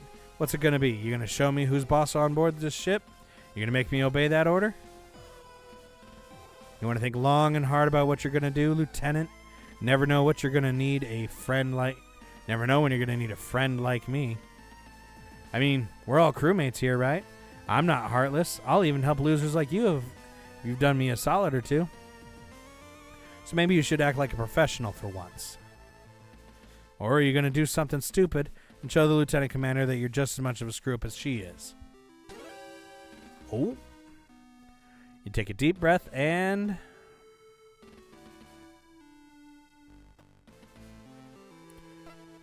With Hansen's hot breath on your face, you do everything you can to not bat an eye at that last comment. But despite your best effort, your hands are clenched into fists. As much as you'd like to put 50,000 volts into him through insubordination and insulting a senior officer, you know that would be letting him win. Instead, you glare into the ensign's eyes for a few more seconds. You can almost feel Hansen's hatred for you radiating from him like an aura, and it takes all that bravado you can muster to not step down. Two, you stand like this for longer than you'd like until... Oh, would you two knock it off already? Oh, wait. I'm on duty this evening, and I don't want to have to update the captain that both her new security officer and lead pilot are in the sick bay. All because their egos are too big to be on the same ship together. So both you stand down. That's an order. Both you and Hansen are taken aback for a moment, like two school children who have been caught in the playground squabble. You turn from Cassie to Hansen and back, trying to come up with something to say. Similarly, Hansen's era of machismo has been dented by this surprise outburst. No, I don't want to hear about it from either of you. You're both in the JCF, so maybe you should start acting like it. Ensign Cruz, I want you to report to the chief at 0400. You're helping her clean the organic processing filters. As for you, Lieutenant Coriano, we'll discuss this later. Hey, what? You can't... Ensign. Piss off. That's an order. For the first time since you met him, Hansen looks like he's at a loss for words. He stands there for a moment, mouth agape. Yeah, Lieutenant Commander. I hear you loud and clear. Hansen thrusts both his hands into his jacket pockets, turning on his heel and heading away towards the thoroughfare. He cocks his head, gesturing to Haru to follow him as he leaves. Before the pair fully get out of sight, he turns back to face the two of you. Good thing. Someone on this crew has to keep everyone in line. Doesn't seem like our security officer's up to the task. Ugh. With this parting shot fired, both Haru and Hansen disappear from around a corner. You and Cassie stand there, watching the space where they'd been. Cassie crosses her arms, and she taps her foot furiously. What an absolute dick. I told you, he's a real... And you! What was that performance all about? I told you about him. He doesn't back down. You gotta... I know, but you can't let him get to you like that. Otherwise, he'll just keep coming after you, coming time after time, until one of you does something they regret. You pause for a moment and feel your cheeks grow flush. You're suddenly filled with a sense of shame for being caught acting out so childishly. Hold on, I didn't actually do anything. I just said orders are orders, man. Hey, don't worry about it. I know the two of you been through, and to be honest, I kind of figured he was a real asshole from the moment I met him. Plus, he's going to be busy helping the chief clean out those filters for the next month, so don't worry too much about running into him anytime soon. Still feeling a bit sheepish about your behavior? In front of Cassie, you manage a smirk. Thanks for stepping in there. I shouldn't have stooped to his level. I feel like I was still in the right. Don't worry about it. Don't worry about it. Just take it easy and don't let what he said get to you. I'm going to get ready for my shift, so I'll see you soon. Sure, I guess I'll catch you in the morning. Sounds good. Oh, one more thing. What's that? Cassie steps forward, places her hands on your waist, and stands on tiptoes, raising her face to yours. You close your eyes and tilt your head slightly in response. Aw, this is nice.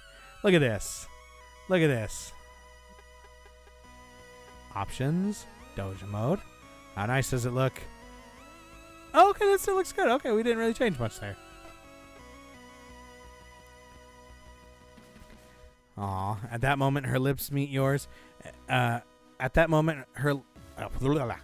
the moment that her lips meet yours, you forget everything that just happened. All you can focus on is the softness and delicate warmth. After a moment, Cassie slowly moves back, and you open your eyes to find her gazing at you contently. You both share the same gentle smile before she steps away. That's nice. Sleep well, Maki. As Cassie walks away, she spins on her heels, gives you a quick wave, and then turns back, heading further down the corridor. As you step into your quarters and head over to your bunk, the door hisses shut behind you. You stand there for a moment, with a smile still on your face before you let out a sigh and sit down. Staring at nothing in particular, you mull over the day's events and Cassie's words from earlier. Big day ahead tomorrow, huh? You sigh. And we'll see. April 23rd, Planetary Calendar 214. 4 days have passed since the JFS Gundog departed on its mission to rendezvous with the JFS O'Brien. In that time, her crew, including Lieutenant Maki Carino, have fallen into the easy rhythm of life aboard the ship. That's nice. Let's make another save right there. That feels like a good place to end it for now. I think we made some good progress. We got through like the whole first day. We met everybody, and we'll see what the actual meat and potatoes of the game is starting next week here. I think that'll be a great old time. All right, lattes and cappuccinos. Thanks for joining me here today. This was a fun little introductory episode. We'll catch you next time on Coffee Table Zeros Plays Stories from Seoul, the Gundog. Signing out.